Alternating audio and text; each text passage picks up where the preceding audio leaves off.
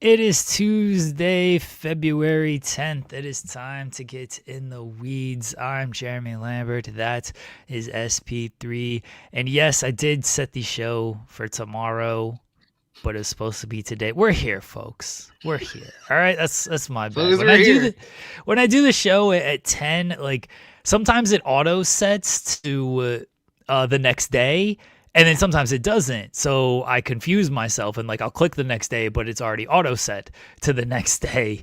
And that's what happened yesterday. Is I thought I was setting it to tomorrow, which would have been Tuesday, but it was already auto set to Tuesday. So I clicked the next day, which was Wednesday, and then I just didn't double check. It's late when I set these shows. I'm tired. Basketball was on during this stuff. All right. Raw certainly wasn't anything to write home about when I was setting up this show. I'm so glad I didn't go to this show. SP3. It was in Cleveland. You know, I was not really debating it during the day because by the time, 5 o'clock is when they started to announce a couple of matches.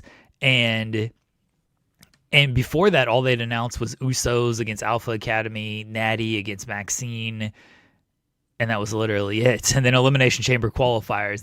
That was the only thing that they announced before 5 o'clock.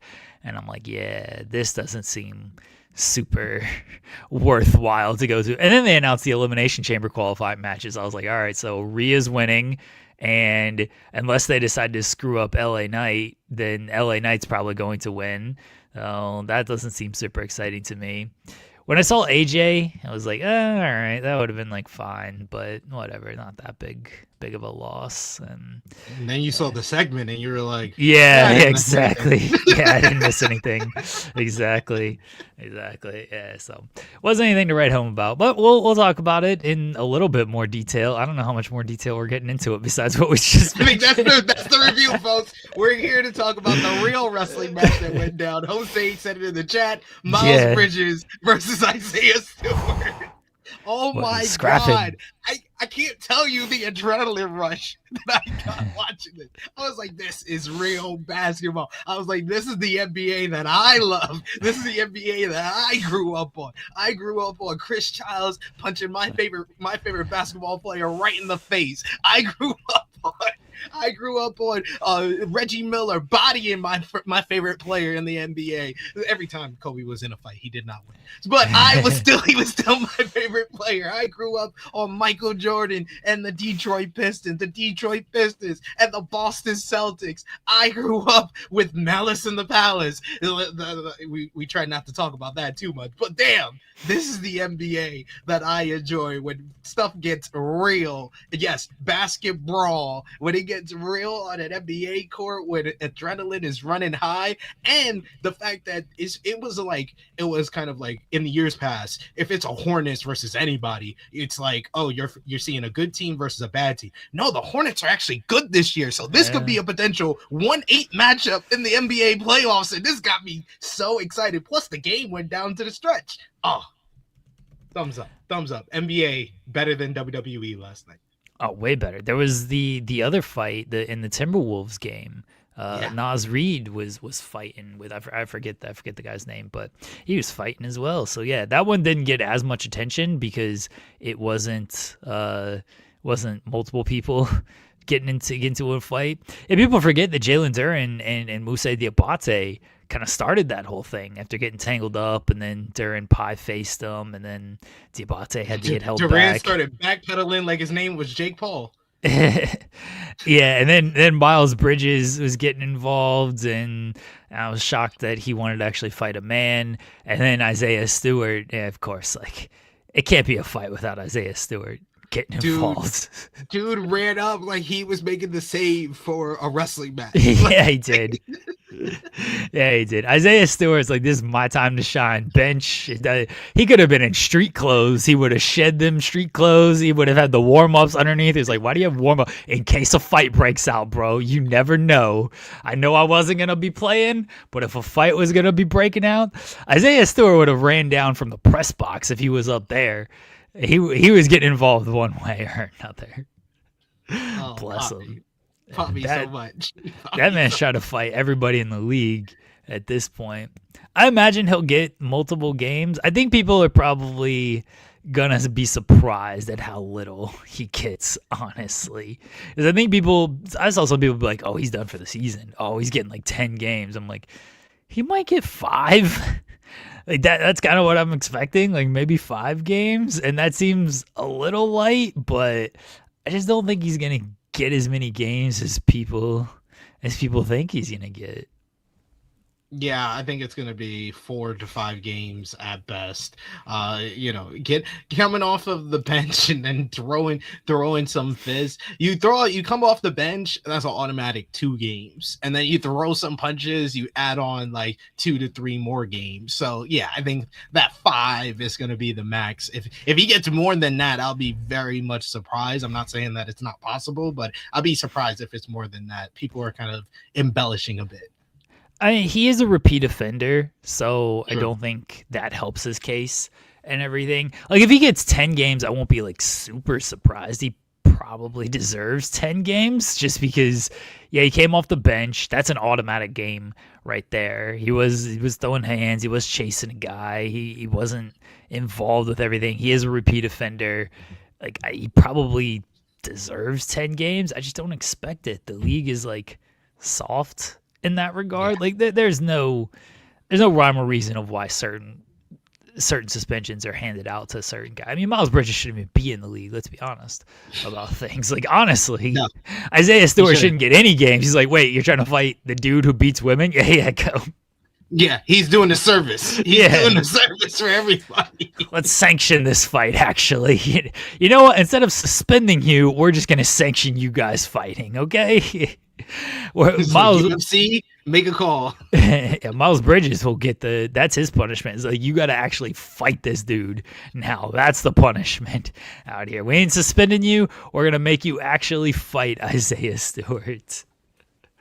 Yes, Isaiah Stewart is like a prototypical Piston. That is the Piston way. That's the Pistons that I grew up on. Bill Lambert, Rodman, all these guys used to love to fight. And then we all know about Malice in the Palace and that generation of the Pistons. It feels like Pistons basketball is back, courtesy of Isaiah Stewart and Jalen Duran pre-backpedaling.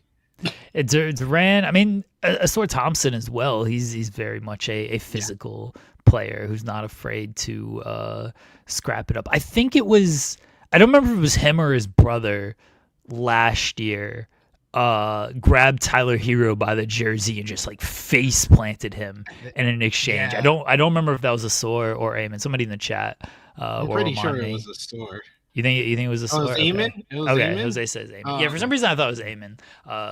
But yeah, they like those two are not afraid to mix it up a little bit. Yeah, I think Eamon is a little bit more on edge of the two, but obviously Asor has very similar genes there, and I don't think I don't think it's a stretch to be like, yeah, if they're ready to scrap, he's going. I did love like Luke Kennard's reaction to not Luke Kennard, he's on the Lakers. Duncan Robinson's reaction to all of this. Sorry, I got my white shooters confused.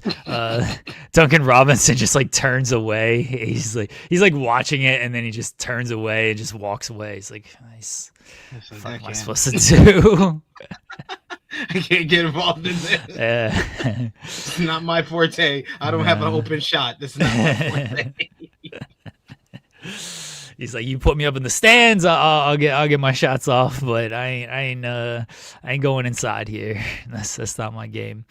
Yeah, Duncan Robinson's like, I ain't messing with any of this. Like, good on the Pistons. They're the best team. I think they're the best team in the league now since OKC's dropped a few games, but they're definitely the best team in the East, and they were playing physical last year.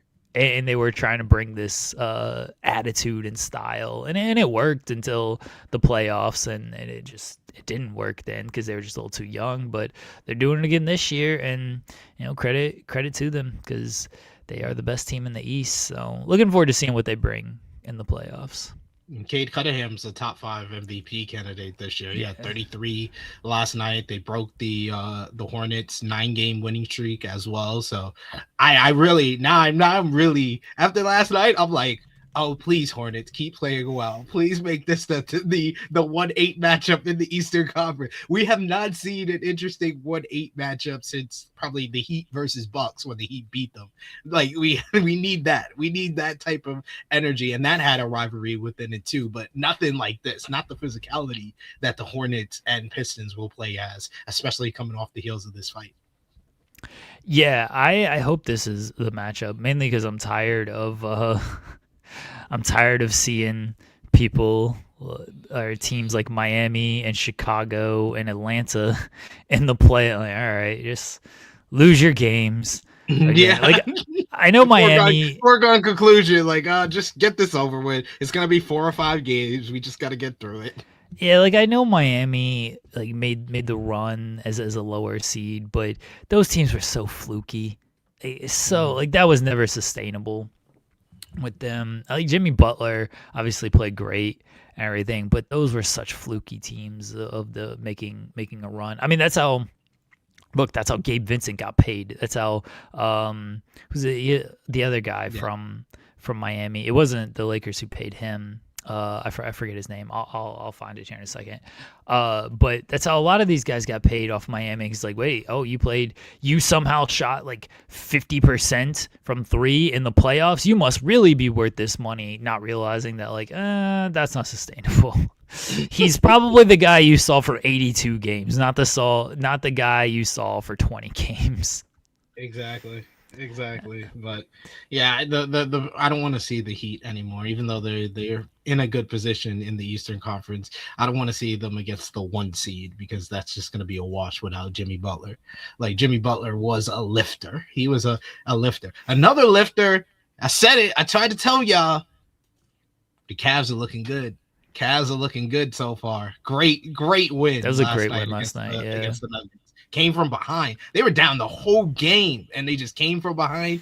And it was James Harden who was really kind of the lifter there, who brought them to the win. He get that key shot at the end that put them ahead, and they never looked back. So yeah, and I think they combined for like 54 points, James and Donovan. So it's looking good so far. The Cavs are going to continue to be good in the regular season. They were good in the regular season last year. James Harden's always good in the regular season. There's still obviously the playoff concerns with both teams, or with the team and the player, really. So yeah, there's still the playoff concerns with the Cavs, but James Harden raises their floor and their ceiling in the regular season. One, because he's healthy, and Garland's played like 20 games this year. But the playoffs are going to be the playoffs with these two. But now they have 2 like really elite scorers in their own way, and you do have a back line with Mobley and Jared Allen. I don't think Mobley played last night, but you have a back line with Mobley and Jared Allen to where it's like, all right, you can see how this works and everything. The top of the East is at least competitive because you've got Detroit, you've got Cleveland. The Knicks were on the roll.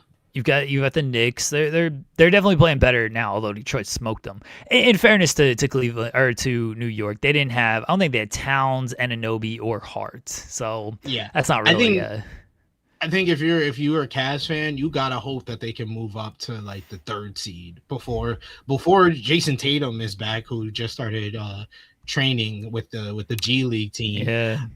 Before he comes back, you gotta hope that you can get the 3rd spot and solidify yourself there, because they'd be better off facing the 6th seed and then facing the Knicks in the 2nd round than facing that Detroit team in the 2nd round, because I think that the Cavs are just as good with James Harden. They're just as good as the Knicks on offense, but they're way better than the Knicks on defense. So I think that that's a better matchup for them than the Pistons, who are better than them on defense 100%. They're probably the best. They are the best defensive team in the Eastern Conference right now. The Knicks have played during their win streak. They were playing great defense. And the Knicks are just so streaky. Like one week their defense looks like it's god awful, and then the next week I was saying like they were playing great defense.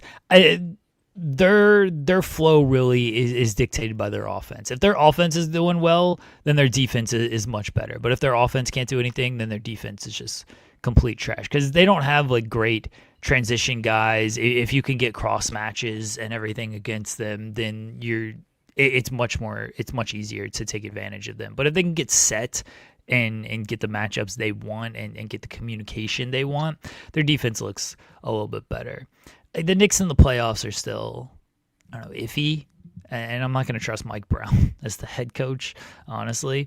But they've looked good the past few weeks. And when they're healthy, they're definitely a top 3 team. So, yeah, the top 4 in the East. Like, I don't really trust Toronto. I know Toronto's there. Me either. I don't trust them right now. I know Jordan's a fan since he's from Canada, but yeah, I don't. They're too young. They're too young, and they feel like they're like one big like trade or move away from considering them like in a top 5 in the Eastern Conference like that. But I do agree with you. Like Pistons, Knicks, Celtics, Cavs, those are the teams that I'm looking at. And I'm like, yeah, that probably is the Final 4 in the Eastern Conference this year.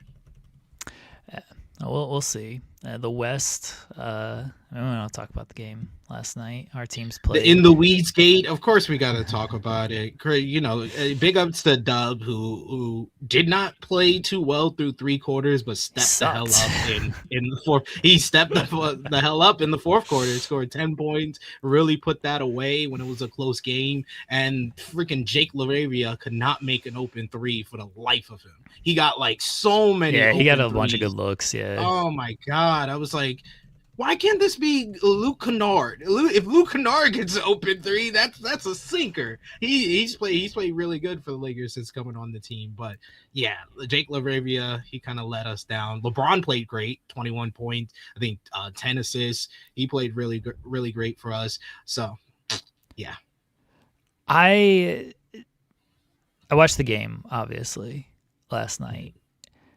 I'm baffled at how they don't get Kennard more shots, especially against like this Thunder team. I mean, like, Dub was back, which was nice, but this is a team that just like they give up threes. They're not afraid to give up threes, and they gave up 31 threes last night, which is about average, probably even a little bit lower than their average, but we only made 10. Threes. We shot over 32% from 3 last night. Y'all shot like in the 40% range. So yeah, we took a little bit more and made a little bit more. But yeah, I'm baffled at how they could not get Kennard more looks. The one he made was a step back. Like it wasn't even like an open look that was created for him. He created it himself, which isn't like really his game. Like especially again against this Thunder team, they should have been able to get him way more threes. Now OKC like knows he's a shooter. They're not gonna like leave him open because OKC's predicated on let's leave bad shooters open. Yeah. And if they beat us, then they beat us. I mean, that's how PJ Washington. Which is most of the other players on the Lakers. Dude, we are the worst open 3-point team in the league. We missed the most open threes than any other team in the NBA. It's kind of sad. That's why I was more positive after kind of looking at the stats and everything about the Luke Kennard pickup. But yeah, you're absolutely right. We need to get him more open looks. I think they'll figure it out with Kennard getting him more open looks because it's what 2 games now that he's played. You can't really judge off of 2 games. They'll figure it out more for him and get him more open looks. Like I don't know if Austin Reeves had a great game. If you like overall look at the numbers, not really. He certainly didn't. He's really good though. Like yeah. The first half he was great. The second half I think they've kind of dialed in a bit more. Yeah, and then kind of. And he's still coming off the bench. He's on a minute restriction, even though I think he played like 28 minutes last. He played night. 29. He played 29. 29. So 29 minutes. So it was up a little bit from his spectacular game where he did 20. He scored 35 points in 25 minutes. So yeah. Yeah, Austin Reeves he's much better. Like I give him a lot of credit, but when you actually watch him when he's like dialed in, he's really, really good. And credit to OKC. Like they in the second half, they definitely made him uncomfortable and we're like, all right, we're gonna stop letting him kind of get whatever he wants here. Yeah, Dub wasn't good for 3 quarters. But the problem is like even if he's not good, he's by far our best creator. I mean, especially with AJ and Shea out. So like you kind of have to run things through him, and really just to keep the defense honest and get other things going. And so that's what they did here. And fortunately, like fourth quarter, he was able to really take control of things and made some big shots down the stretch. A couple of big step back or mid range jumpers and everything, including the dagger. But yeah, I'm glad Dub. I thought he was injured. Like he was only played like 24 minutes. He's definitely on a minutes restriction. He didn't even sit on the bench. I think that he was riding the bike while he was. Kaysen Wallace played well again. Kaysen's played really good with the injuries, and I hope like it builds some confidence for him to be kind of a third creator when we're healthy, because we're definitely going to need him in that way. I really like Jared McCain. He doesn't play a ton of minutes, but he looks comfortable. He tries hard on defense, which is what you want at this point. He can create his own shot. Like he had a couple of mid-range step backs. It's like, all right, that's good. And then he hit a 3 as well. So I think as he continues to get more playing time and more comfortable with the team, he'll continue to be utilized. Like him and Isaiah Joe came on. That's what started their run in the second quarter. They were just hitting everything from 3 between those two. And then Caruso played great as well. I did think it was very funny. This is how dumb people online are, which we can talk about in wrestling terms here shortly. This is how dumb people online are, because there was a not even a scuffle, especially not a scuffle compared to the Detroit and Charlotte game. There was a conversation. Like Dort and LeBron were like kind of yapping and banging into each other and everything. And like the referees had to come over and separate. And then Caruso comes over, and like everyone who knows that Caruso and LeBron are like good friends and everything from their time in Los Angeles. And like LeBron always speaks highly of him. Caruso always speaks highly of LeBron. But there's the one angle where it's just on Caruso, and Caruso's like talking and smiling. He's like pointing at LeBron and everything. And people online are like, oh, Caruso and LeBron got beef, and Caruso's a fake Laker, and he called him out for the ring or for the bubble ring and everything. Like Lakers fans are completely turning on Caruso off of this. And I'm like, they love, the Lakers fans love to turn on some Lakers fans. I won't say it's all Laker fans, because I'm not one of them. I always consider him a Laker great. If you've been on the Lakers for a considerable amount of time, or you won a championship for us, you're a Laker great in my eyes. But some Lakers fans will take any excuse to hate on a former Laker. But it was such a dumb reason, because they only did it because they thought he was beefing with LeBron. And like, even if you watch the clip, like I was watching it live, and I'm like, oh, Caruso's there diffusing the situation, and him and LeBron are like laughing and just like chatting it up and everything. And then after the game, that's exactly what Caruso said. Because they were talking about like, there's been some fights in the NBA tonight. You and LeBron look like you were going at it. And Caruso's like, yeah, we were about to scrap. They had to separate us.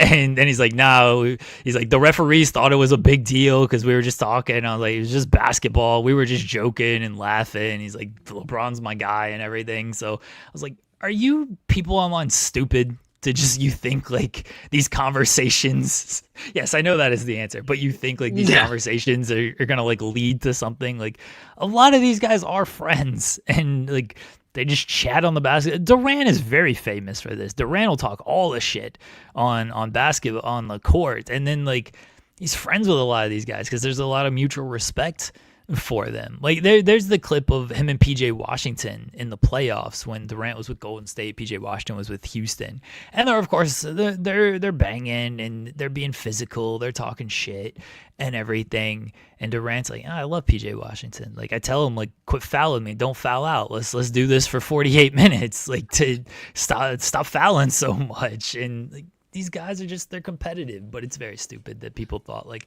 oh, we're going to turn on Caruso because he's talking shit to LeBron. He's probably asking LeBron, why are you bald? Where's your comb at? It's like, why don't you get more bald than me? Why don't you wear a headband like I do? Jake, not too much curling talk today. I will say, this is the banner, by the way. Shayna Baszler. Everyone, please tweet Shayna Baszler to come on the show to talk curling and other things. Support this message. But yeah, watch the semifinals yesterday. Gold medal games at 12. We will be ending right around 12. Got to watch the gold medal game out here. I watched the bronze medal game this morning. That was a good game. Great Britain, man. Rough. But we'll talk more curling tomorrow. But yeah, Jake and I have been chatting curling on Twitter. So, but curling talk will definitely be tomorrow. Let's go USA. Let's get this gold.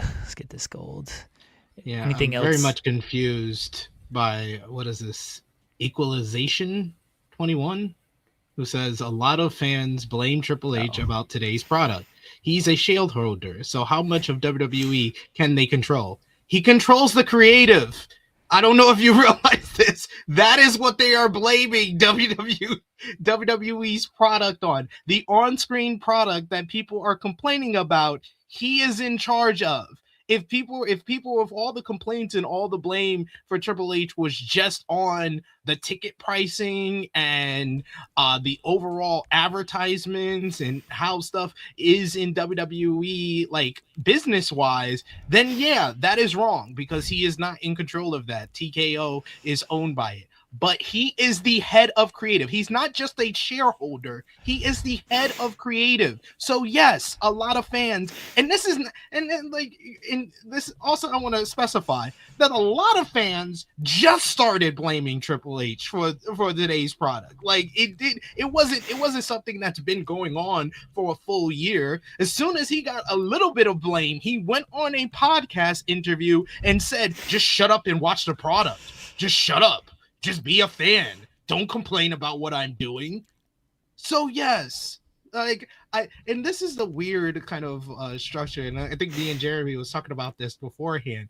I really feel like a lot of wrestling fans and a lot of the ones that kind of see Triple H as more of the guy that they grew up watching and this great legendary wrestler, they don't realize the real Triple H that a lot of longtime wrestling fans know him to be. He is one of the most insecure top stars in the history of the business, and Kevin Nash confirmed it. His best friend confirmed it on a podcast this week. That was hilarious. I mean, CM Punk said as much in the Colt Cabana podcast. Yeah, but Kevin Nash first. The headline that was buried from the Kevin Nash podcast, which I thought was funnier. I understand why people went to the CM Punk thing because it was more newsworthy. But he's like, I have heat with CM Punk. People are like, oh, because he buried you in a promo. No, I don't care about that. He was over. We got a good reaction. He's like, he left 10 years of money on the floor. Kevin Nash don't give up. Yeah. Nash is consistent. Nash is consistent. Kevin Nash don't give a fuck about anything. He's like, bury me. Wait, you didn't take the money? You didn't take the money? Wait, you didn't take your ball. You took your ball and went home. You didn't take your ball and go to Ring of Honor and make more money, or go here and make, like, Kevin Nash is the most consistent. Like, for everything I can say bad about Kevin Nash and his time as head of creative in WCW and stuff like that, I have 100 more things that I am positive with, because one thing you can't argue about Kevin Nash, that man is consistent. He is always worried about the money. The money on his pocket, the money in everybody else's pocket. That's what that man focuses on, and I appreciate him for that. Then he did say, Triple H doesn't like Punk because Punk said something about Stephanie. I guess it was the balls line. Like, the balls in the purse line. Yeah, the balls in the purse line, and Triple H just being like, yeah, you're not doing this match because I'm gonna fucking beat him. Like, I'm gonna beat that motherfucker. That was the line. I'm gonna beat that motherfucker. Dude, he took away the match from his friend too. Yes, he took away the match from his friend. He came out of retirement to bury Punk and to be like, this is your position. Don't ever talk out of line to me. He's the hottest guy in the company. He was selling more merch than John Cena at that time, and he beats him 1 month after he beat Cena beat Cena back-to-back pay-per-views, Money in the Bank and SummerSlam, and Triple H said, nah, I gotta come out of retirement and beat him. He said something wrong about me and my wife. I do respect Triple H just being like, nah, I'm beating this dude. Like, it never looks as good because boss's daughter thing, you know, like when Roman does it, it's like, all right, I got to respect the political power play here because he's worked his way to this spot and everything. Like Triple H, it'll always be held against him because, oh, well, he really work towards the spot? Would he be here if it wasn't for the boss's daughter? Like it's a knock against him, but fairly. I'm not saying like it's an unfair knock or anything. Like I love that doesn't work for me, brother. You know, as long as you're not like actually hurting anybody, like I'm fine with that. Use your power. You earn that reputation. You earn that spot. Go for it. Sometimes it's the right move. Now sometimes it's a shitty move, and like Triple H doing that to CM Punk was a shitty move. But I got no choice. I'd be a hypocrite if I'd be like, I can't believe he did this. Meanwhile, I'm like, yeah, Roman should go in there and be like, I'm main eventing. I'm beating this dude. Put the title back on me. like for all the things that I could say, like, oh, Roman earned this. He had to go through like 5 years of bad booking and bad promos that he had to say and all of that. You can say the same thing about Triple H. Triple H got penalized for his friends for doing the curtain call in '96, and he got buried, had to do the hog pen matches and stuff like that. Then he finally got paired up with Shawn Michaels. His friends is the reason why he got into the position to even get into a program with the boss's daughter. So I call it like it is, but there are several examples of Triple H being very insecure. There's the example of the whole Kurt Angle, Stephanie McMahon, Triple H storyline, where Angle is the guy on the rise. Angle probably should have won that program. Angle would subsequently already have Stephanie in his corner when he became WWE champion, but Triple H said, no, I gotta beat him at Unforgiven 2000 because who would believe that Stephanie would leave me for this guy? that is the whole reason. For people who don't know, the whole reason that Triple H beats Kurt Angle at Unforgiven 2000 at really kind of the rise of Kurt Angle losing on a pay-per-view the month before he wins the WWF Championship is just because Triple H said that guy can never take a girl from me. I'm the game.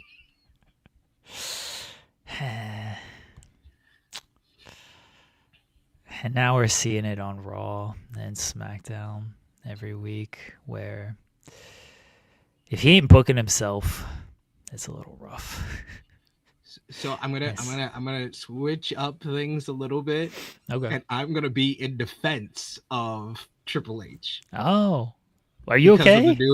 Because of the new report from Wrestling Observer that there's internal criticism, not for the year long of Triple H failing one of the biggest opportunities in WWE history, like up there as far as like storyline wise with the WWE, WCW, ECW invasion, was John Cena's retirement, and he fumbled that. There's no ifs, ands, and buts about that. He fumbled John Cena's retirement. He had a year-long thing where the number one show on Netflix was being booked around your fourth guy in line, Seth Rollins, and probably like your 15th guy in line, Jey Uso, for several months for no reason whatsoever. You booked around those two guys for some reason, and then you came up to realize, oh, Jey can't wrestle, and Seth got injured again. So I mean, there should be internal criticism for those things. They should not be inside the company blaming him for the low ticket sales to WrestleMania. The low ticket sales to WrestleMania have to do with 5 or 6 different reasons before we get to Triple H poor creative and poor booking for matches that haven't been announced yet for WrestleMania.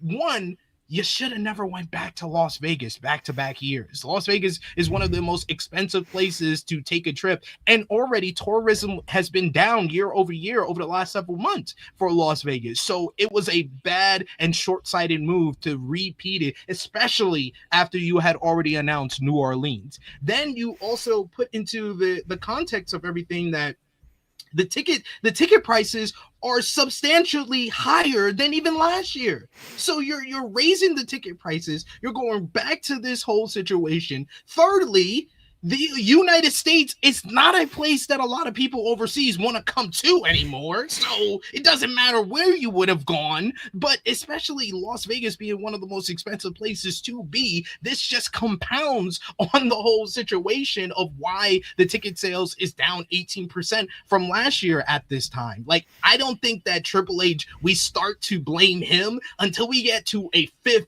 and sixth reason. So yeah, I'm feeling fine. I'm just trying to bring some bias to my I hate Triple H agenda that I've had since probably the year 1999. But you're bringing objectivity.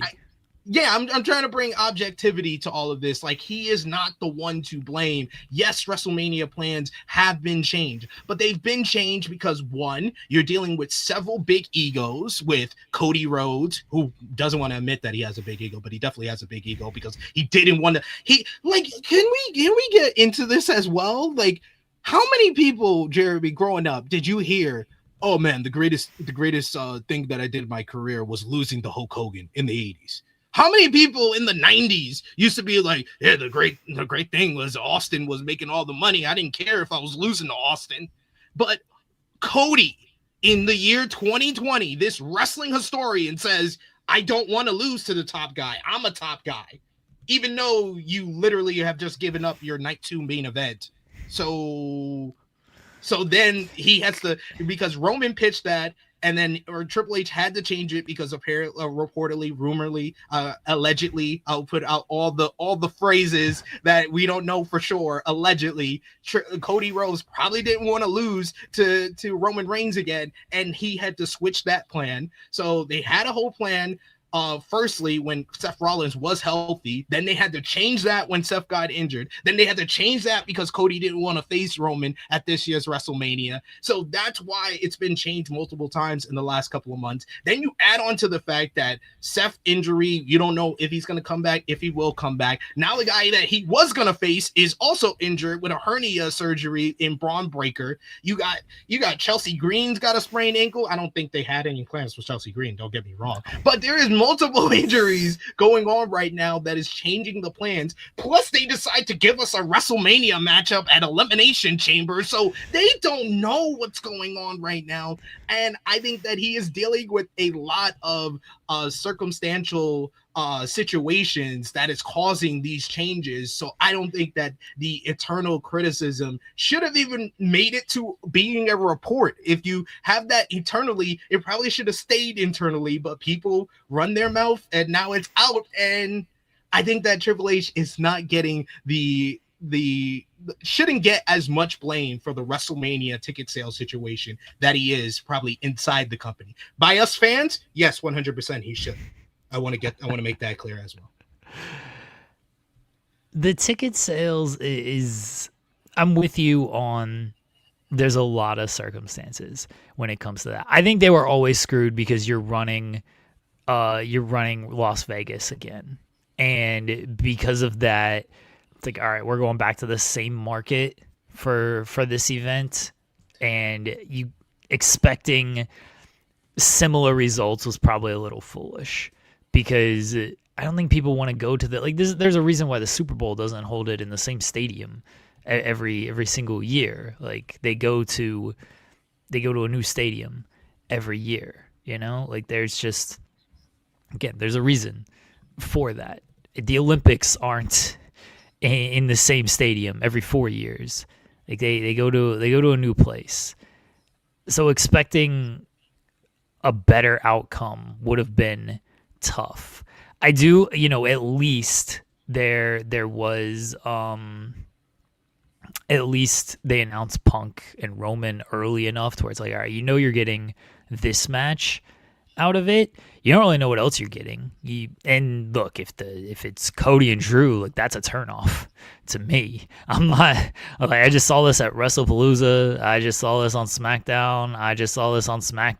Like, why do I want to see this again? So, in fairness to the Super Bowl, they are running California again next year. Different stadium, different, not the exact same location, but they're running in California again. I have a Super Bowl a little bit different. I still think my point stands of going to Vegas when it comes to WrestleMania is the same thing. But as far as the creative goes, like, it is kind of his fault that he doesn't have stuff locked in, and he can't deal with these people. Like, you're the top guy. If I get where Cody's coming from, I do. People are like, okay, I lost to Austin. Okay, I lost to Hogan and everything. I don't think Piper was like always thrilled losing to Hogan. Rock and Austin a little bit different because Rock was very secure in his spot. Rock didn't care. Piper specifically never really lost to Hogan. He only lost by like DQ and count out, and they would have no contest, and that's why they never had a one-on-one matchup at WrestleMania, because Roddy never wanted to really lose to Hogan. Yeah, like, again, Rock was secure. He didn't care. He's like, hey, you want me to lose to Austin? Whatever, that's fine. But the thing with Cody is, he sees himself as a star on the same level of Roman. Like, he does not see himself below Roman, where everybody who lost to Hogan was clearly below Hogan. Everyone who lost to Austin, with the exception of The Rock, was clearly below Austin. And again, Rock just didn't care. Everyone who lost to Cena was clearly below Cena. No one, maybe Punk at the time during the Cena stuff, like, saw himself on the level of Cena, but he saw himself on the level of Cena through his eyes. I don't think he was naive to know that, like, the company sees me on the level of Cena. Cody sees himself on the level of Roman and believes the company sees himself on the level of Roman because the backing of Triple H. Exactly, because he has that backing, and the company does, like, they do push him. It's not like he's not pushed or anything. He gets the QB1 merchandise, and he makes all the events, and he's on the all blah blah blah blah blah. So, like, he has reason to believe this, and I think that's why he is like, I don't want to lose to this guy again, because I am on the level of him. Whereby doing that, though, he does make himself look worse, because, like, you're giving up the Night 2 spot, which is a much bigger spot. Everyone knows that. Sorry to CM Punk, where it's like, oh, it's both equal. No. Everyone knows Night 2 is bigger. It's equal. Let me compare myself to other people that have had the Night 2 main event, the main event of WrestleMania. They didn't mind doing Night 1, so I don't mind doing Night 1. It's not only that, but you're not only giving up the Night 2 main event, but you're putting yourself in a program that is like 3 months past its expiration date at this point. If they had something else for...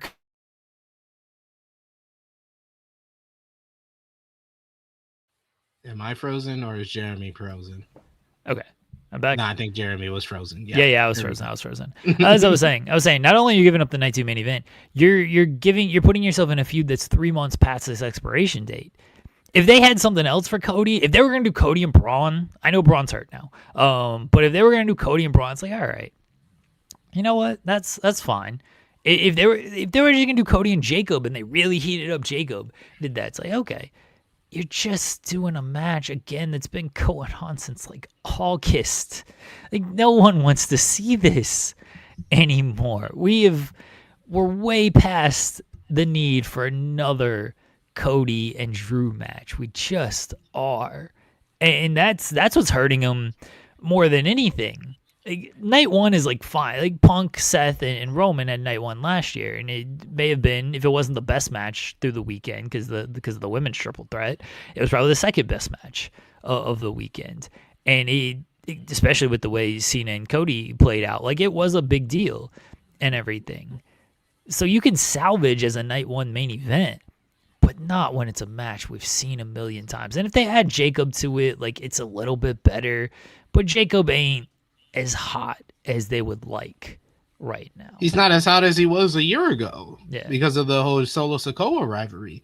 But like, I couldn't put it into words when I came on the show yesterday, but I was able to put it into words. I was on the Wrestling's YouTube channel yesterday on their Monday Night Live show. Shout outs to Mex, and we got a run-in.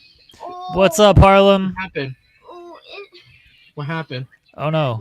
My finger hurt. Oh. I have a box bit. Oh. I'm sorry. And it really hurts. Oh, I'm sorry, Harlem. Oh. Yeah, keep dropping my mic. Oh, she wants to hear you. She's taking the headphones now. Say Hi, Harlem. I hurt my finger. I'm sorry. I have a box bit. I'm sorry, Okay. Harlem. All right. You hope you feel better. You feel better now? You let everybody know? Okay, you can't watch that while you're in here. Thank you. She had to let you anytime she hurt her herself finger. and I'm on. She Yeah. has to come and let you know. I like that. I like that it's like who's calling my mom? My mom is calling me. Look at that. Look at that. Back-to-back Oh, run-ins. Hello, mother. Hello. I don't know what's happening. I don't know. My speakerphone's working. Mom. Hello? Hi. There we go. Hi. How are you? How you doing? Good. How are y'all? Good. How are you? Oh my gosh, she is so cute. Oh, my mom's watching the show. She's Oh. putting over Harlem. Thank She you. is so cute, and I love her accent. Yes. So is that it? So was she born in the UK? No, She was just been here way too long. Oh, Nah, she's like Madonna, Mom. She just she just inherited the accent. she, Yeah. so that's not really her voice. I mean, it is like she's just been in the UK a lot, so she's just speaking British. Oh, okay, Yeah. but he doesn't talk like that. Well, because SP3's in America more. He was born in New York. I was born in New Well, he York was for all- 32 was years of my American. life. Yeah. SP3 was born in New York. He's got a lot of New York growing Oh, up he and doesn't into him. sound like New York though. Oh, Oh, that's I don't know. She is so cute. Thank you. Tell her I said hi. I will. So I how was the definitely show will. yesterday? It was good. Did you see the video? I did see the video. Yeah. I did see the video. I cannot believe that so long ago. Yeah, very 90s. Jeremy? Because it was. Yes. It was 1995 according to the video. Is that what it was? Because Yeah. I wasn't sure when it was. Hi, SP3. What's your name? Jeremy? SP3 is making fun of how I said my name on the video because I was 6. Not you Jeremy? too. I'm going to hang up on you and I'm going to mute you. He was so cute. Okay, you got He was adorable. I'm not showing the picture, Mom. Why? Because Because you couldn't see our faces back then. you could see our faces fine. The opening shot was our faces. Oh, I must have missed the first part of it. Yeah. Dad was on there too. Like the first shot. Yeah, the first shot of the video was us three sitting there. Oh, okay. Well, Yeah. I'll have to go back and look at it then. Yeah. I'll send you a copy. It's a big file, but I'll send you the copy that I have. Yeah, send it to me so I can show it to all of my friends. Okay. You don't have friends, but that's okay. Yeah, I do. Yeah, I can show them how cute you were. You were so damn cute. All your friends know me. They grew up with me. Well, not all of them. Most of them. You should see all of his pictures, guys. Oh my Look, god. he's smiling. Oh my We gosh. should. Yes, I agree. We should. Little baby and cute little boy. He's still cute. Oh my He's gosh. handsome now, but, Oh my but gosh. he was just so cute. He was adorable. I wasn't so bad Adorable. either, you know. Do you have anything else to add to the show, Mom? No, not really. I just wanted to call in for a few minutes to say how cute that little girl was. Thank you. Harlem is the star of the show. She 100% is. Okay, Okay, well, I'm the co-star then. That's fine. Co-star, yeah. Yeah, that's fair. Okay. All right. We'll have to have her back on and us talk. Yeah, you can talk to Harlem, and we can arrange that. Yeah. So did everybody like the video? I think so. They seemed. Yeah, I loved it. They seemed to enjoy me getting slimed and you getting slimed and everything. Yeah, I can't believe we did that, but it was so much fun. That was very fun. Oh, I think is Harlem coming in? I thought I heard the door. No, that was the missus closing the door. Okay, gotcha. No, I know. You can't hear it either, but I can. So, did you watch the Super Bowl? Well, yeah, unfortunately. I had to turn it. It was so boring. Yeah. Did you watch the Kid Rock concert? I did not. I watched half of the. I have to be honest. I did not know who Bad Bunny was. That's fair. Yeah, you're not quite his demographic. No, I'm not. Yeah. And I think people over 50 and everything, Yeah, you probably wanted Metallica playing or something. No. Blake Shelton would have been good. Blake Shelton, no. Get out of here. No one wants to hear Blake Shelton do the halftime show, Mom. Why? Because, I don't think everybody likes Blake Shelton. I don't think Miranda Lambert, our third cousin, likes Blake Shelton. Well, that's probably true. Yeah. She doesn't talk highly of him. Yeah. So, I don't really have a lot to say today. I just thought I'd call in and say how We love it. is. Okay. As a 3-year cute too, I can see where she gets it from. Thank you. You're adorable All right, yourself. you guys. Everybody have a happy Valentine's Day. All right. Yes, happy Valentine's Love Day. you. All right. Love you too. Okay. All right. Love you, Mama Bye. Lambert. There's my mom. Everybody. That was wonderful. Back to back, family run-ins. Love it. Yeah. Love She's like, I just got to praise Harlem out here. I was like, yeah, fair. Gotta put Harlem over. Yes. Yeah. Fair enough. I'm not actually embarrassed. I'm just doing a bit when my mom is saying how cute and everything. I'm like, whatever, sure.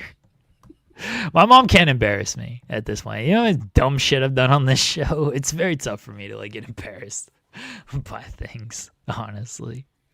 My wife could probably embarrass me if she wanted to. She wouldn't do that, but she'd probably be the one who, if anybody could embarrass me, it would be her. Yeah, my mom's just trying to get herself over. She's like, how can I stay on this show? Did you guys see the Super Bowl? Did you watch Super Bowl? She's like, I didn't even watch it, but did you guys? Did you watch it? That was awesome. I love that. That is definitely mom call. My mom will ask. I'll be like, all right, Mom, we gotta run, and then she'll ask another question. Keep it going. I love it. It reminds me. Yeah.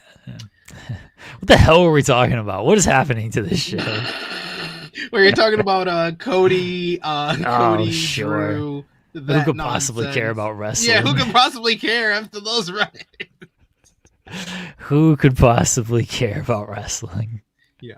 I mean, my main problem with Cody and Drew, if that is the plan for WrestleMania, is that we literally just seen them in 3 stages of hell. And yeah, no, what I was saying before was I was on Wrestlings and I wasn't able to put into words when I was on here yesterday, and I was on Wrestlings last night. And I put it in more into words where I realized, yeah, it might just be a month into the title reign, but I think I can already call it.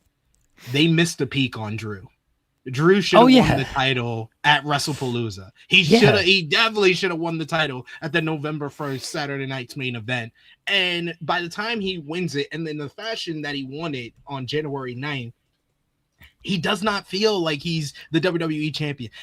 I can't even say with confidence he's going to be the WWE champion going into WrestleMania because of the way they booked last Friday's SmackDown with Cody and Jacob Fatu attacking him. I'm like, well, first you made him look like a dweeb who gets beat up by everybody that he goes up against. Then he cut a promo that wasn't that memorable to me. He didn't have the fire, couldn't really say anything that is out of bounds, like the stuff that Roman and Punk was saying. So him responding to them just came off really flat to me. It was a good babyface promo, but you're not a babyface. You're the top heel. So you should have more fire. You should have more sting to your jab after your balls got cut off and it's in Roman. Roman's got one and Punk's got the other. You should be grabbing those back and inserting them to your body with some fire, with some jab to your punches, and you had none of that.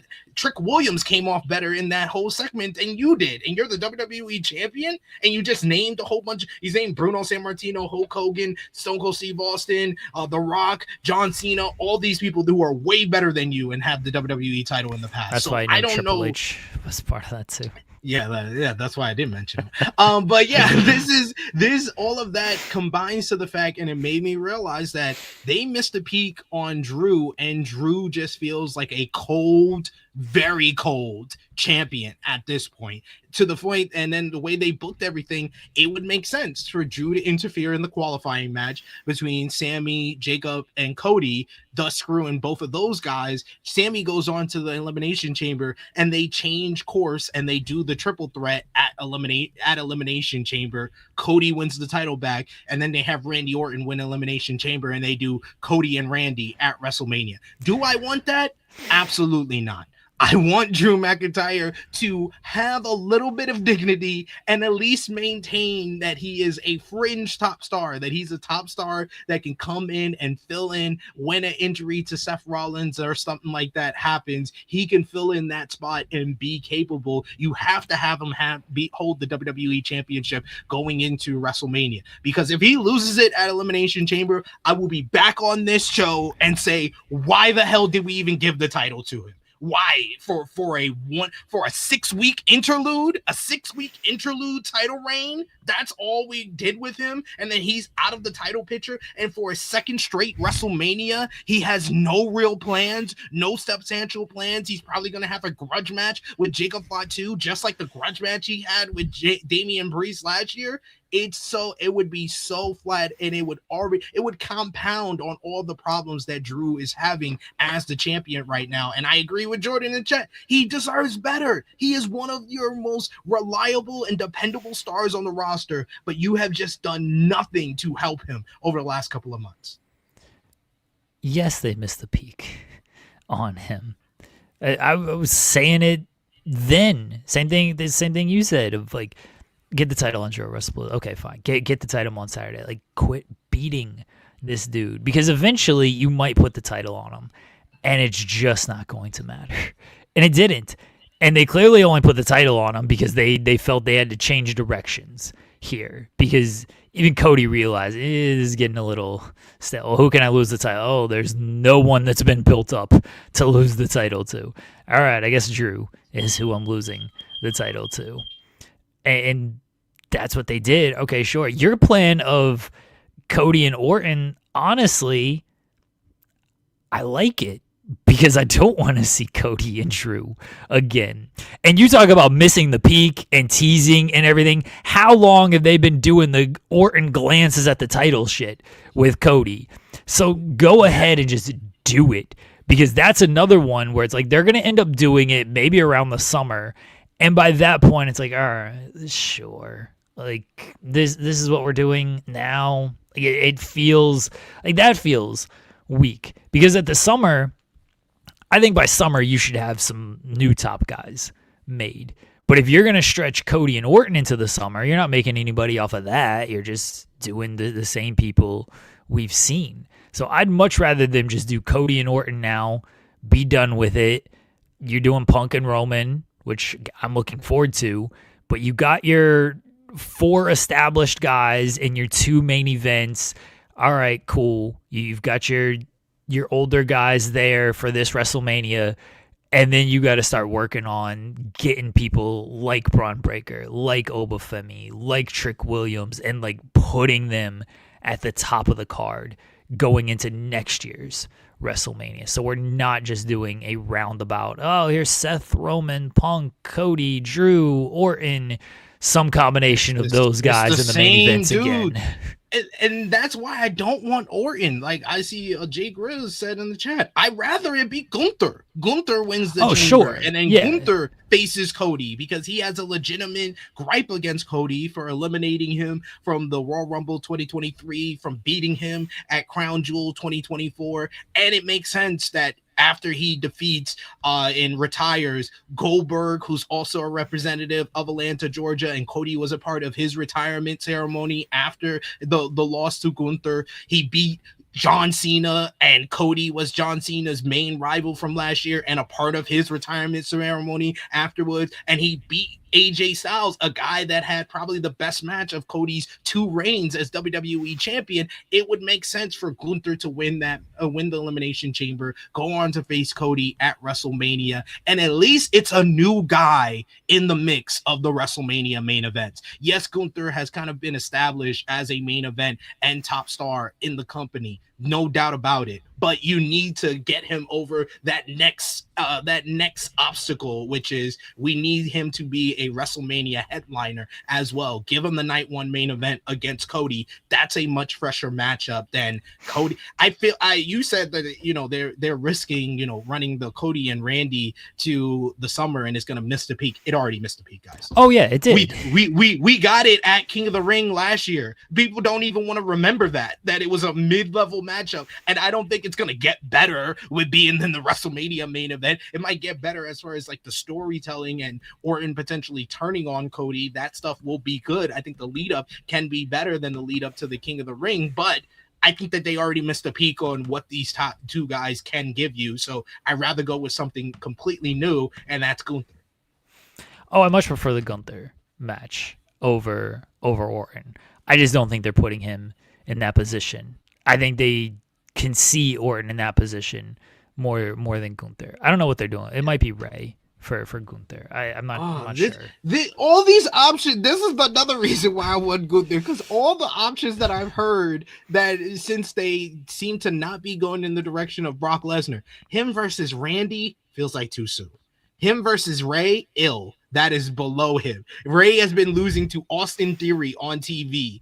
That is below Gunther at this point to face Rey Mysterio at WrestleMania, guys. And I much prefer Dom beat Ray in a mask versus title matchup, and that's how you end Ray's career instead of career killer just adding another random name to his list of legends. I'd rather it be Gunther. I feel like they'll probably do legend killer versus career killer, but that feels too soon. I'd rather Gunther get more careers that he's killed before he faces Orton in a big time spot, maybe for a championship where it's career versus title, something like that, to change it up a little bit from his previous matches with Styles, with Cena, with Goldberg.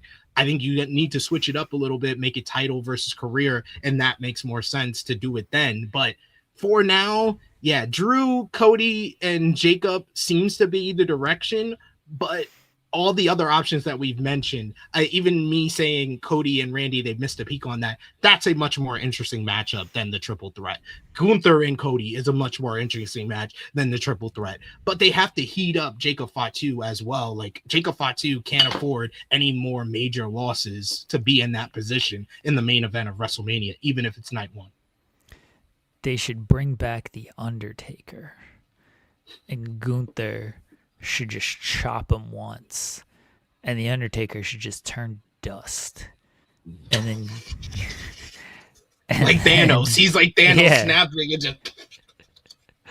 And then Gunther can carry around the urn, because they always need a prop for things. The career killer gimmick is only going to get you so far, because what if somebody's career isn't on the line? You got to have a prop for this stuff.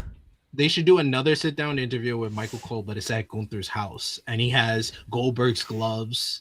He has AJ Styles' gloves. He has Cena's armbands. And then he has the urn.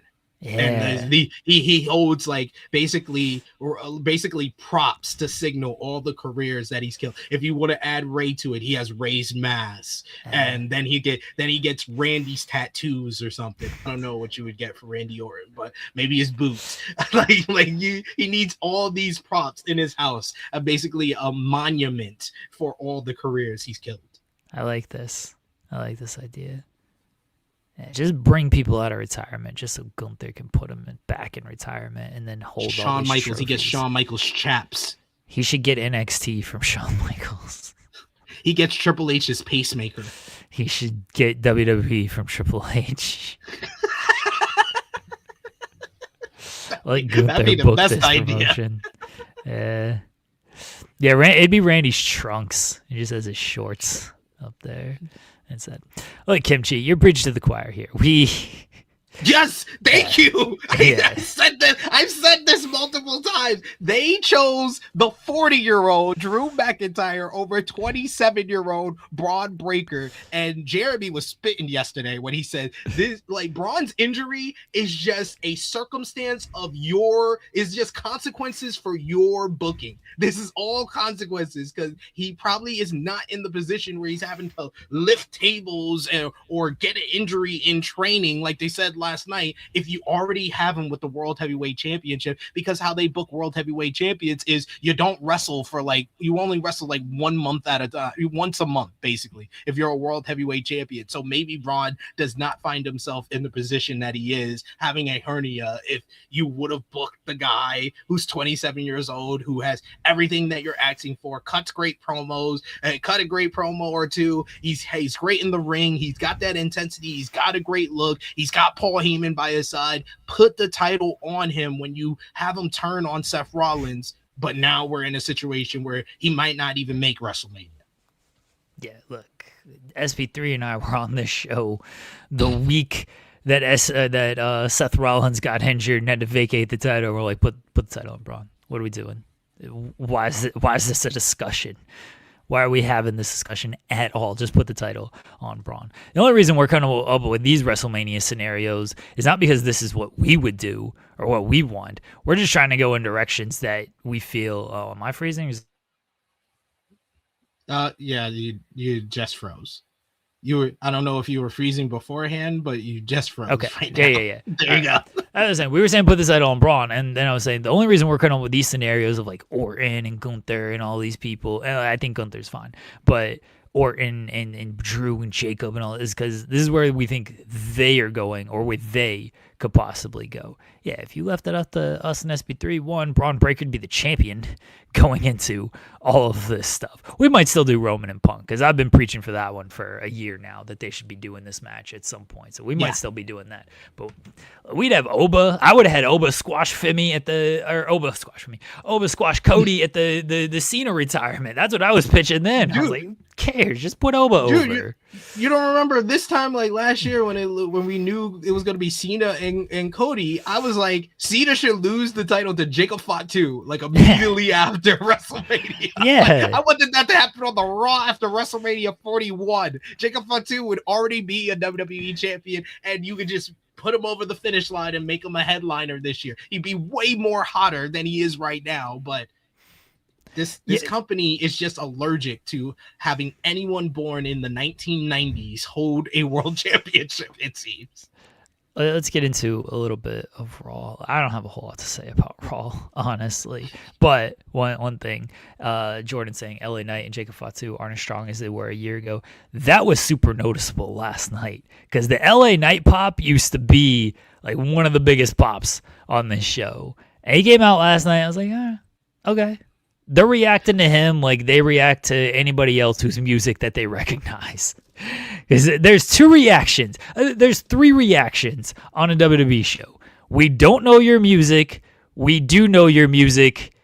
Oh, you're Roman Reigns or CM Punk. Those are the reactions or on Rhea a Ripley. WWE show. Yeah, or Rhea Ripley. Those are the only reactions on the show. Oh, I've been preaching, look, put Rhea Ripley in the main event and have her beat Drew and Cody. Stack them both. Give her the world title. I don't give a shit.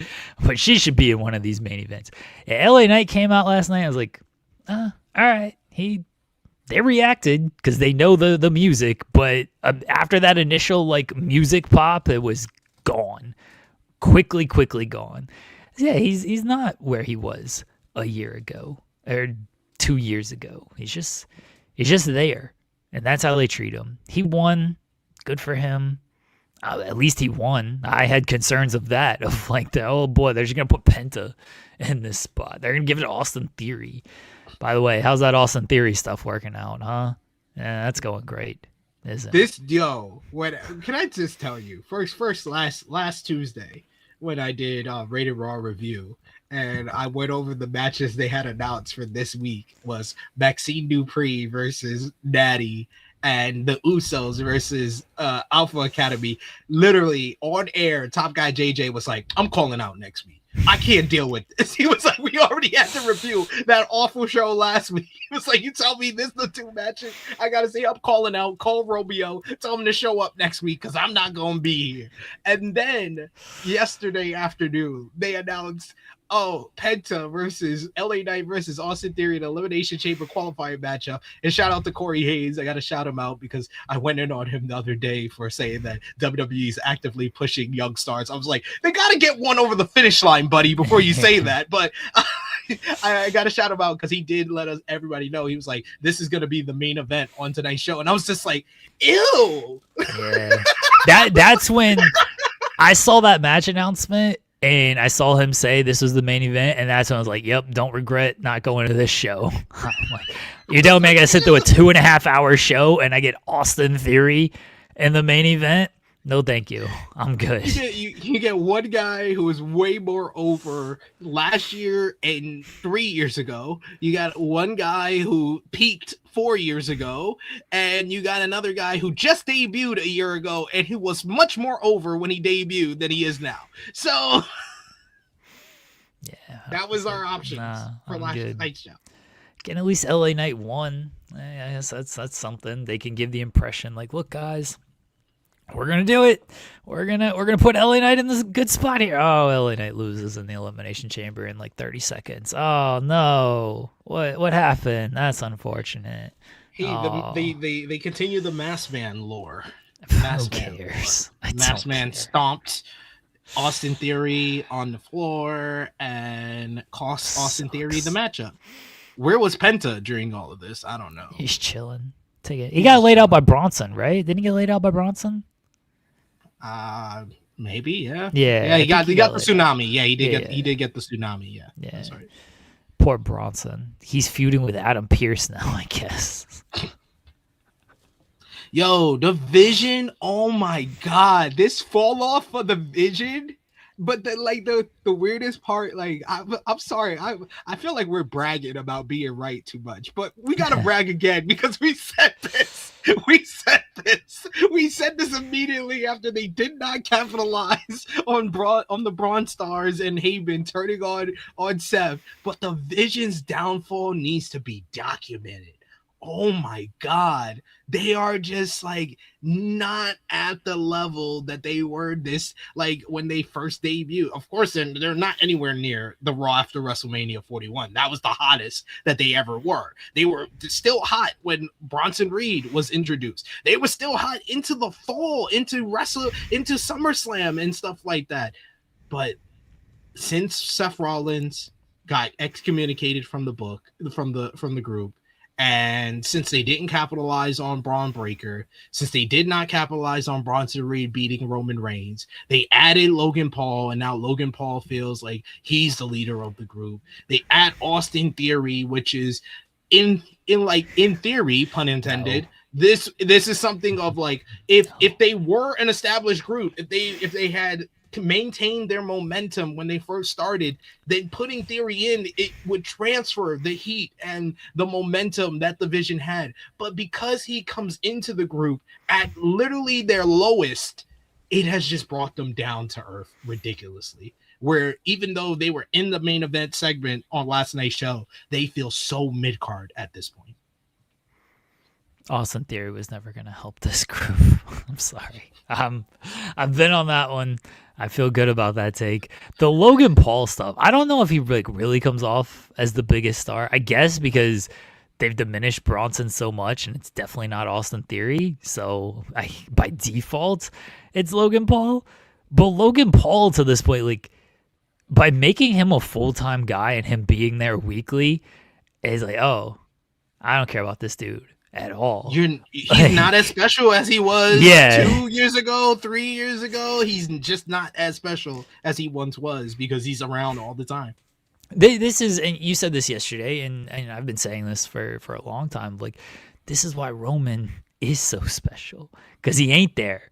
every week, because he ain't just getting cut down every week and made to be just another guy every single week. It's like, oh shit, Roman Reigns is okay. This is a big deal that Roman Reigns is showing up. These people show up every week. Like, some people can do it for a while. Like, obviously CM Punk is great at it. Cody, Drew, like they can show up every week and still feel like a big deal. But over the course of 6, 8, 12 months, because the booking just isn't, it can't be that strong. It's very tough to be that strong for that long. I'm not gonna be like, oh, it just sucks. Like, it's hard to keep somebody relevant and interesting for that long of a stretch every single week. And again, the guys who have been in the game for a long time and know how to navigate that stuff are able to do it better than others. Logan Paul is not that guy. Logan Paul does not know how to. He can stay relevant online because he can do his rage bait and trolling stuff and whatnot, but being an interesting television character every single week is very difficult. And some guys can do it for a while, other guys can't. And yeah, Logan Paul, he ain't able to do it. And now he just feels like, all right, cool, Logan's there. He's just a dude on the show. Here's more famous Miz on the show. Like, good for him. Moving on. More famous Miz. That's his new nickname. That's what he feels like. That's what he feels like. You got Miz, who calls himself an A-lister. I guess he's A plus. Sure, yeah. Viral Miz. I don't know. You can Viral call him Miz. if you want. Yeah, social media Miz. Yeah, like that's what he feels like. It's like, all right, you're just doing like the Miz shtick out here, and you have more followers than him. So, but no one's tuning in every week to see him or anything like that. You know, the thumbnail allegedly of this show, AJ Lee did return. She was backstage immediately, walking with CM Punk, and then Becky was in the background, like, what the hell? And then Becky came out, and she said she was going to have a big announcement, and she was none too pleased that AJ Lee was there. And AJ came out, and they talked about ruining lives, and AJ's like, I didn't do any of that. And Becky's like, you cost me this, this, and this. And AJ defended herself on all of these things. And eventually they agreed to a match at Elimination Chamber. It was a little confusing of, was it a title match or not at first? Because AJ's like, well, if I beat you, then I'm the number one contender, right? And then Becky's like, well, no. But then at the end, it was like, well, if I beat you, then I'm the champion. Like, what? Huh? Yeah, she said no. When I figured out what they were doing, it was no title, no match. When she said that, she said no title, no match, and I was like, okay. Yeah, this was probably I will go out on a limb. This was probably the worst segment that AJ Lee and Becky Lynch have had together or will have together, because it was just very convoluted. You could tell they just wrote it today. They probably, because of how they brought back AJ Lee, and maybe, we'll find out AJ Lee didn't want to go to Saudi Arabia, so that's why she wasn't in the Royal Rumble. But to bring her back in this way and haphazardly go into a matchup that should be for the first time at WrestleMania, and you're doing it for the first time in Chicago in 2 weeks' time on a 2-week build at Elimination Chamber, this just felt so haphazardly put together. Becky Lynch, who has been the best character in WWE for years, did not come across like that at all. It was a lot of kind of over embellished, losing, unhinged, kind of losing, kind of fragile ego and stuff like that she was trying to get across. And I think she did fine getting that across. It just felt way over the top. And AJ Lee kind of not really directly being the one to challenge her. It was Becky who initiated the challenge, like, oh, you want to match with me in your hometown of Chicago. First of all, she's from New Jersey. You meant adopted hometown of Chicago. In front of your family and friends at Elimination Chamber, right? And she's like, well, if I beat you, then I should get a title opportunity. And since I beat you twice, I get the title. So no title, no bet. It was just, it felt like they were talking in circles until they finally landed on making this match for Elimination Chamber. Don't get me wrong. This makes Elimination Chamber much more watchable and on the level of the card from last year's Elimination Chamber with the other title match that was made on this show. And of course, you got the 2 other chamber matches. So that's going to be probably on the level of the card that we got last year. It just won't have the angle that we got last year that helped that card elevate itself. But it just was so convoluted for no reason whatsoever. It felt like they were talking in circles. I don't think we got a good performance, very good to great performance from Becky Lynch. And I didn't think we got a good performance from AJ Lee because it really felt like they just called AJ Lee over the weekend to come to the show. I would have done this segment at Elimination Chamber. I would have had Becky get a title defense or two, just have her beat some people, and she comes out. They set up her and Natty at Royal Rumble. Like, they just dropped that. They haven't not mentioned that. I would have had her beat a couple people in the coming weeks, and then she comes out at Elimination Chamber, does her shtick. I'm the best. Everyone says it. Sports Illustrated says it. And the Weeds says it. No one can beat me. AJ returns. AJ says, well, didn't I beat you at WrestlePalooza? Didn't I beat you at Survivor Series? And kind of the same kind of setup here of doesn't that make me better than you? And Becky goes crazy, and Becky's like, well, I'm better than you. I'll prove I'm better than you. Name the time and the place. And AJ's like, well, how about WrestleMania? You put the title on the line. And Becky kind of pulls back a little, but then obviously agrees because she wants to prove she's better than AJ. You could have had more time to flesh all this out and make it, because that's what they tried to accomplish here. But like you said, it felt a little bit more disjointed because, they probably put this together on 2 hours notice because they're like, shit, we need something for this show and we need something for Elimination Chamber. But it was, so Jose saying he wasn't confused. He understood that AJ was saying how, but I think their wording wasn't good because they did say, give me a match. If I beat you, that makes me the number one contender. The word, I think AJ slipped up on the wording. And Becky kind of slipped up because I don't know if anybody else noticed, but I noticed it before she says Elimination Chamber, she points to the WrestleMania sign. I thought that she was gonna say, "Oh, you want the match at WrestleMania?" Yeah, me too. She just says, "Oh no, you want you want it in your hometown of Chicago." I'm like, wait, there's an Elimination Chamber sign up there or something? What are you referencing? Yeah, I thought they were setting up the Mania match, and when they said Elimination Chamber, why are you doing this at Elimination? So are you not doing this at Mania? And according to the reports, they're still going to do it at Mania. It's great.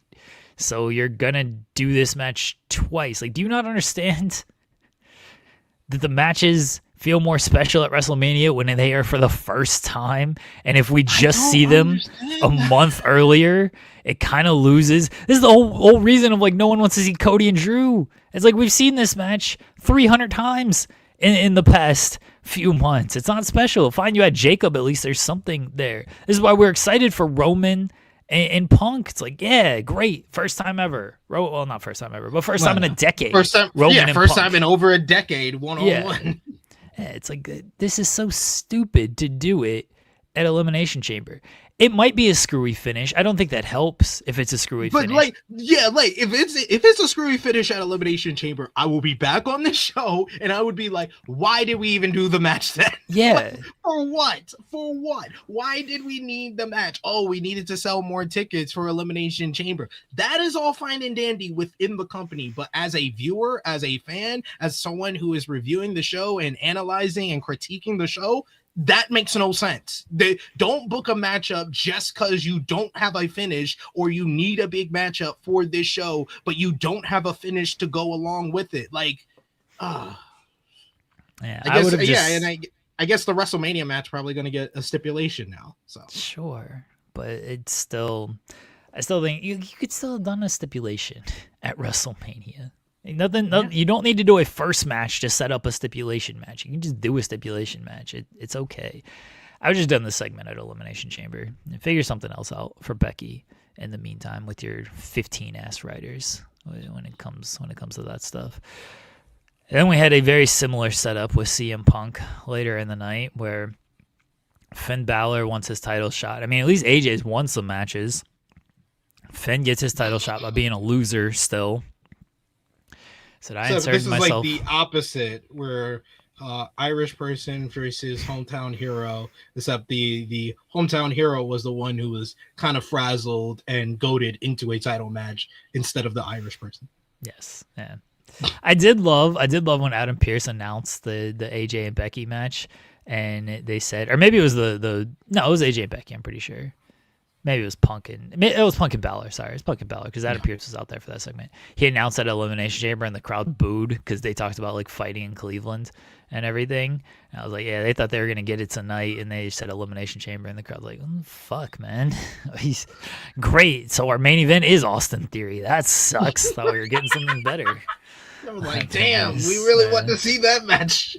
Yeah, it is funny to me. Like the crowd used to pop for that stuff of. Oh, we're getting the match. You want to show? Oh, you found a box? Oh my god, your mom's gonna be pissed. This is a box for her Burberry that she just drew all over. Oh, she drew. Yeah. Oh, there we go. Yeah, I can see the draw. Wow. You showed mommy? I'm sure that's gonna go well. Yeah, show that to mom. Let's. We need the aftermath of that. Come back in. My butt hurts. Oh. Yeah, but it used to be like the crowd would pop like, oh yeah, the pay-per-view match. Now it's like, wait, we're not getting the match? No, this sucks. I'm booing this thing. Finn got his title shot. CM Punk. I thought Michael Cole's question was dumb as hell, honestly. Yo, Michael Cole trying to get over.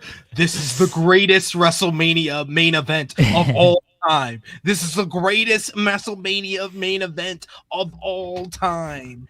Why would you put that in jeopardy? And I was like, dude, you know what he's gonna say. The greatest WrestleMania main event of all. I felt like he said that phrase like 10 times.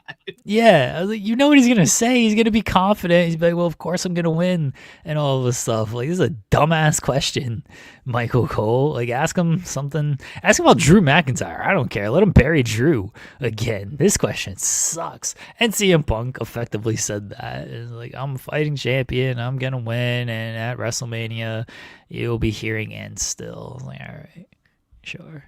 It was a really good promo by Punk. I thought that Punk's promo was the best thing on the show. Yeah, the best thing on the show. I was gonna say that. I was like, Punk has a tendency to overuse the town we're in his promos. That's the only kind of nitpick that I can give to his promos. But he is very much his presentation of being the fighting world champion that's willing to fight anyone, anywhere, at any time, and he's proven that with his title defenses against Braun Breaker, Finn Balor, AJ Styles since 2026 started.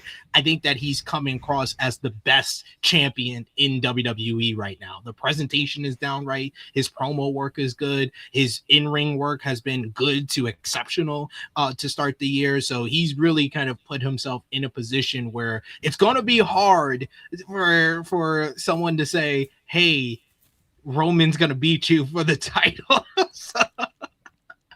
I think Punk's got these next few weeks because as they announced and as we all kind of assumed, and I said as much last week, Roman ain't coming back till after Chamber.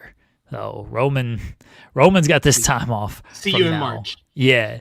Punk's got these next few weeks to sell himself as why he should win this match. Because I said this last year after Seth's promo on SmackDown before WrestleMania. I was like, it felt like he was selling, this is why I should be winning this match at WrestleMania. I thought that was a really good promo by Seth before WrestleMania too. And I thought he did sell himself very well, and he did ultimately win it. I was like, yeah, Punk's got these next few weeks to like really sell. Like, yes, I'm the guy you should be backing at WrestleMania. Because once Roman comes back, it's gonna be a much tougher sell. Once Roman's back in the room, it's like, oh, you're definitely number 2. Yeah. You're definitely number 2 to this guy. This guy's number 1. You're number 2. Natty and Maxine never started. Sure. Natty beat her up.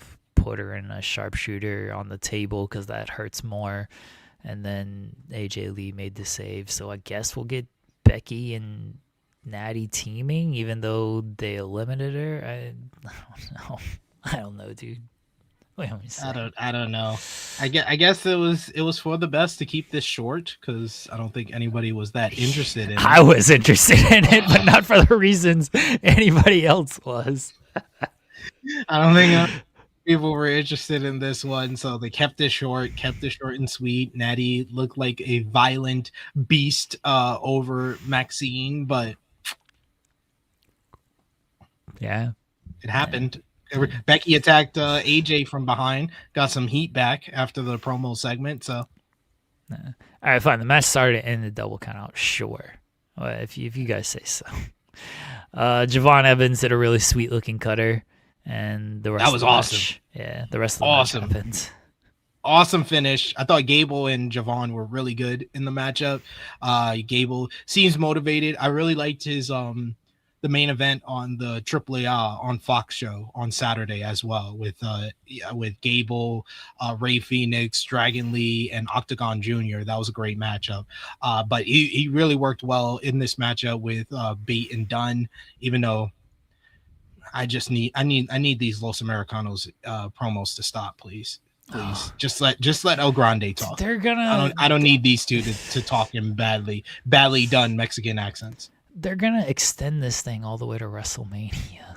Like, they're gonna finally do the mask versus mask match at WrestleMania, and But this whole thing only works in Mexico. It only works in Mexico. It I'm so confused watching Monday Night Raw because I'm like, okay, so Gable is the babyface here, and El Grande Kaiser is the heel here.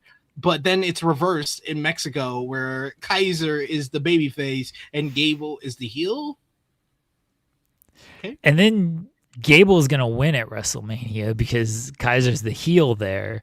And then people in Mexico are going to be pissed. It's like, no, what do you do? Like, we like this character down here. This character rules here. We don't want this other El Grande. Like, he's the heel. And it's so...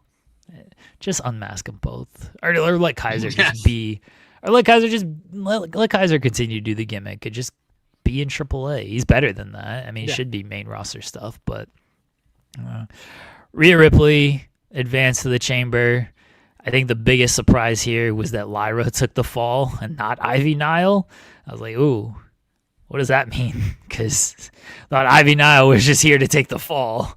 And instead Lyra got beat. And I don't know what that means for Lyra. It doesn't seem great, though, that Ivy, who never wins, managed to escape this one with not losing.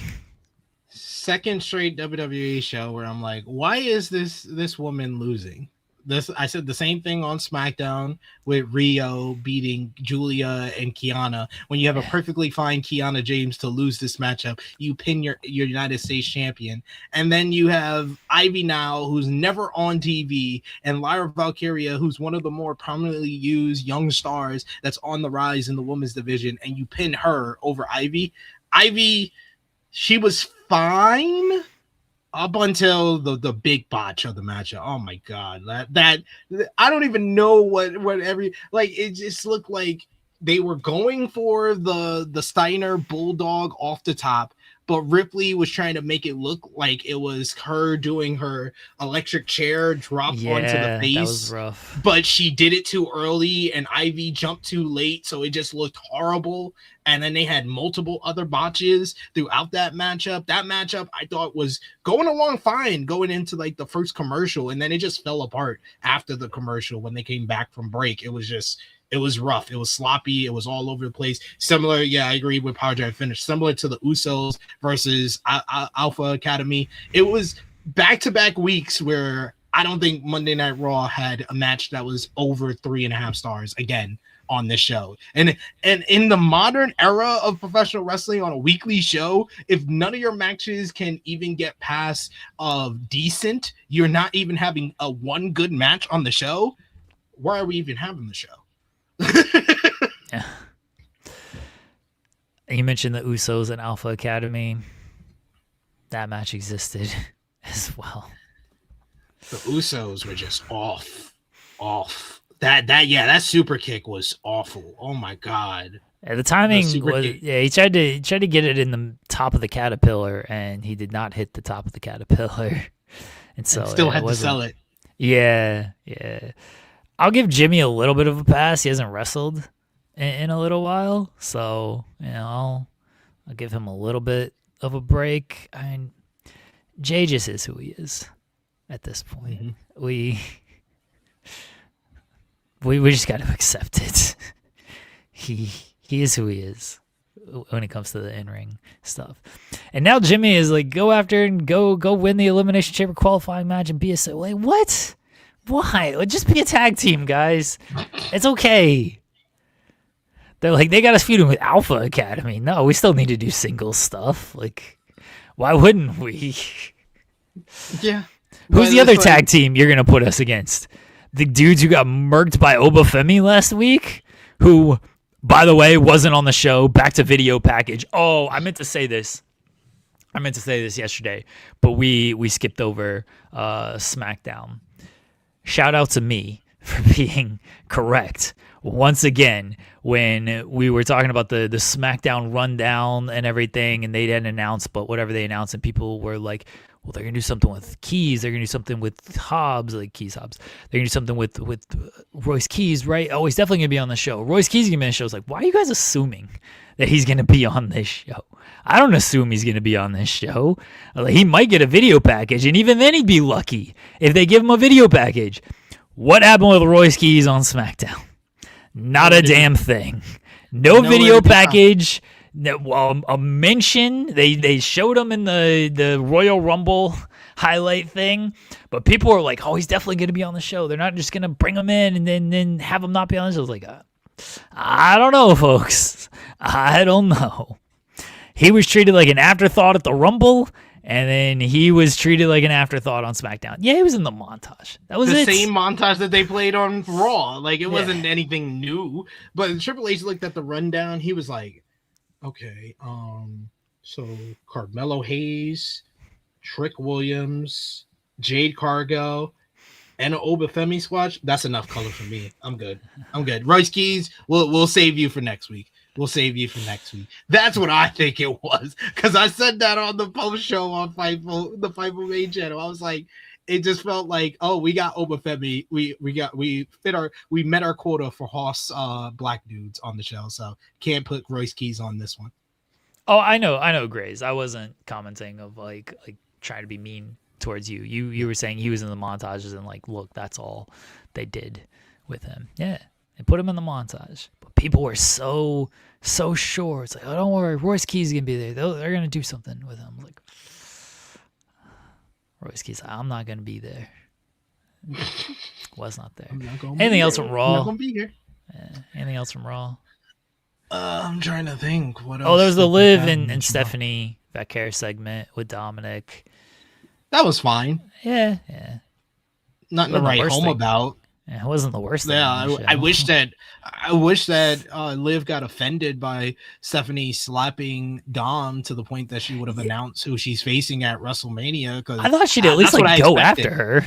Yeah, that's what I expected. I was like, I thought it was going to fit the formula from last year where they announced the two Royal Rumble winners who they were going after, so we know what the Elimination Chamber is for. Now we don't know. We still don't know what the women's Elimination Chamber is for. Is it for a shot at Stephanie, or is it for a shot at Jade? We don't know quite yet because Liv hasn't decided. I don't think they've got the women's title situation figured out. I mean, I've been saying it for weeks now that I don't think Vaquer and Cargill are going into WrestleMania as the champions. And I think with Bianca kind of being up in the air still, maybe it feels like they're going to wait till the last minute to make a decision, because I think they might do.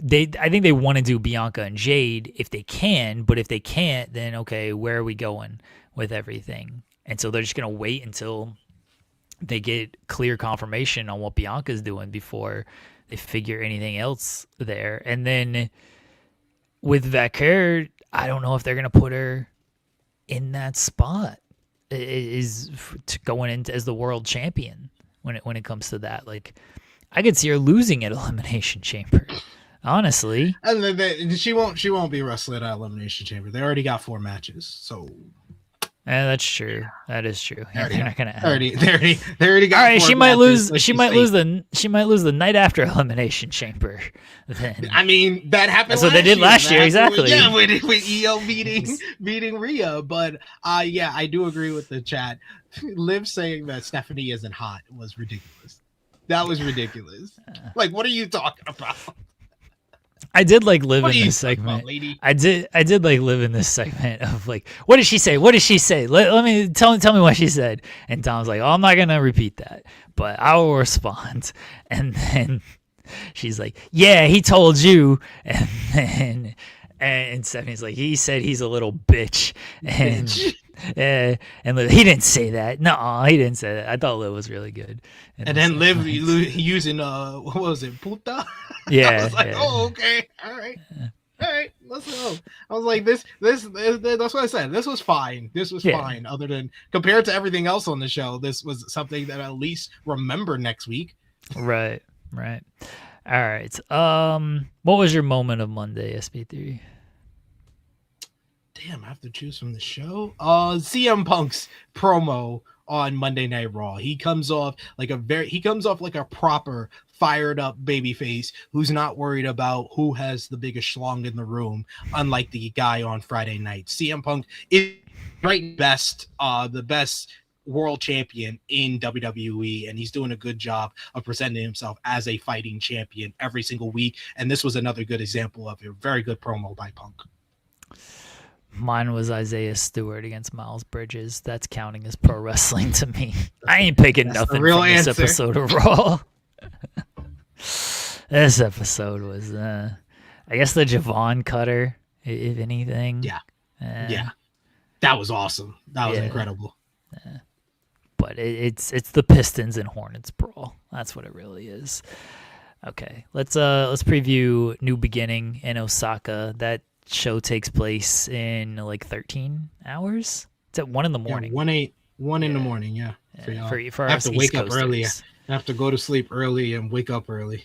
I feel like I'm not gonna sleep. I feel like I'm just gonna stay up through it, which is probably a bad idea. But not going to bed till like 5 a.m. Yeah, it's probably gonna be a 4-hour show, isn't it? Yeah. That's a tough one. We'll see how I end up playing this out. All right, headlined by we're gonna get through it kind of quickly here, but headlined by Yota Tsuji and Jake Lee. I assume Yota wins. Hopefully it's a good performance by Jake Lee. He kind of needs it to show that he's not and then the bell rang kind of guy. But I don't think they're taking the title off of Yota Tsuji at this point. No, I think it's safe to go with Yota Tsuji retaining the IWGP Heavyweight Championship. I got to give credit to Jake Lee. I think his character work has been great in the lead up to this matchup, and just the weird stuff that he does with like his facial expressions, with the dentist glove and everything. I watched the last Road to New Beginning show, and this is like, it wasn't like anything to write home about in comparison to like the other Road to New Beginning shows that they've had, but I can't miss the Road to New Beginning because the New Japan roster has been on fire to start off 2026. So I got to see kind of the final angle, the United Empire jumping all of Unbound Company again, and then they did a nice little in-ring promo between Tsuji and Lee just comes off like this just very eccentric character that is sinister yet unpredictable at the same time. His assaults on the Unbound Company have been very effective of building him up as a heel, but it has to be Tsuji that picks up the win, and all I'm asking for from him, just give me 3.5 stars, Jake Lee. Just give me 3.5 stars, please. Knockout Bros against Shota Umino and Yuya Uemura for the tag titles. I think the Knockout Bros are gonna continue running here, especially if they've re-signed. I think the Knockout Brothers are the hottest act in New Japan Pro Wrestling, but this is the time to pull the trigger on Uemura and Shooter. Yeah. Shooter and Uemura need this victory, especially coming off the heels of their instant classic with Tomohiro Ishii and Taichi. They're 0-2 against the Knockout Brothers from their matchup at King of Pro Wrestling and in World Tag League last year. And this feels like the moment for them to get the big win, to get the titles for the first time. I don't think that it's going to be long before the Knockout Brothers are back with the tag team titles, but I think that them losing the titles now gives them the chance to kind of explore being singles competitors, especially with New Japan Cup about to start. And I think that Yuto Ice has a high ceiling as a single star, and I think Oscar is probably underrated in what he can offer as a single star as well. So give them that space to kind of grow, and I think by the time we get to like Dominion, they can get the titles back. But tonight is the night for Uemura and Shooter to pick up the titles. Rough Storm, as they're being called online, Rough Storm getting the win here, and I think that this has all the potential to be the match of the night. I think that this has the great build up to it. I think the Knockout Brothers and a Rough Storm have such great chemistry together that it can be like an instant classic, similar to the Ishii and Taichi match. Never openweight title, Aaron Wolf win Ren Narita. I assume Aaron picks up the victory here. It's going to be tough for him to not be carried by Evil. Wolf gets the win. Take House of Torture and Narita behind back and smoke them like Old Yella. David Finlay and Callum Newman. I mean, Finley's staying at least through the Japan show or the US shows because he's advertised for that. But with the way they're pushing Newman with the United Empire stuff, I would probably go with Newman here. Yeah, this has to be Newman for the win. This would be a big win for him. I really like the buildup that they've had. Like they've been at the centerpiece of this whole war that's been going on between Unbound Company and the United Empire. But United Empire, Callum Newman has been the catalyst for everything with them. He's really kind of established himself as the new leader. He feels very Prince Devitt-ish from like 2012, 2013 in his rise and everything that he's done. He needs this win to kind of solidify him. And Zeno Hour, don't say anything about New Japan because we know you don't watch. Shut up. Continue. Andrade and Gabe Kidd, the winner, is going to take on Tsuji for the global title. Andrade. 100%. It needs to be Andrade. Andrade is one of the best characters in all of wrestling. I hope that they can find some OnlyFans models in Japan to sit in the front row so he could take selfies with them. I mean, I don't know if you need old OnlyFans models. There's just women in Japan that. Oh, there's plenty of women in the crowd, but the whole shtick is the whole bit is he gets OnlyFans models in the front row and he takes selfies with them. Yeah. I assume they'll have somebody there. They should, anyway. Get Pizza. I was gonna say Takahashi's girl. Yes, I couldn't think of her name, but that's why I blanked for a second because I was trying to think of her name. I was gonna say get her and a bunch of her friends out there. Be fine. So yeah, I hope Andrade does win. I think he should. I mean, but do they want Andrade? I mean, maybe Andrade beats Yota Tsuji to get that title. So. I mean, they could do that, and then they can build to an IWGP Heavyweight Championship matchup. So I wouldn't mind that. Honestly, I don't think that Andrade should be losing any of the big matchups that he has this week. I think that he should beat Gabe Kidd. I think that's going to be a great match as well. There's a couple of matches on this card that I know is almost guaranteed to be great, and Gabe Kidd and Andrade is one of them. And I also don't think he should be losing to Hangman at Grand Slam. I want that to be a draw, if anything. Okay. All right. Well, I think he's losing at least Hangman. He should beat Gabe Kidd though.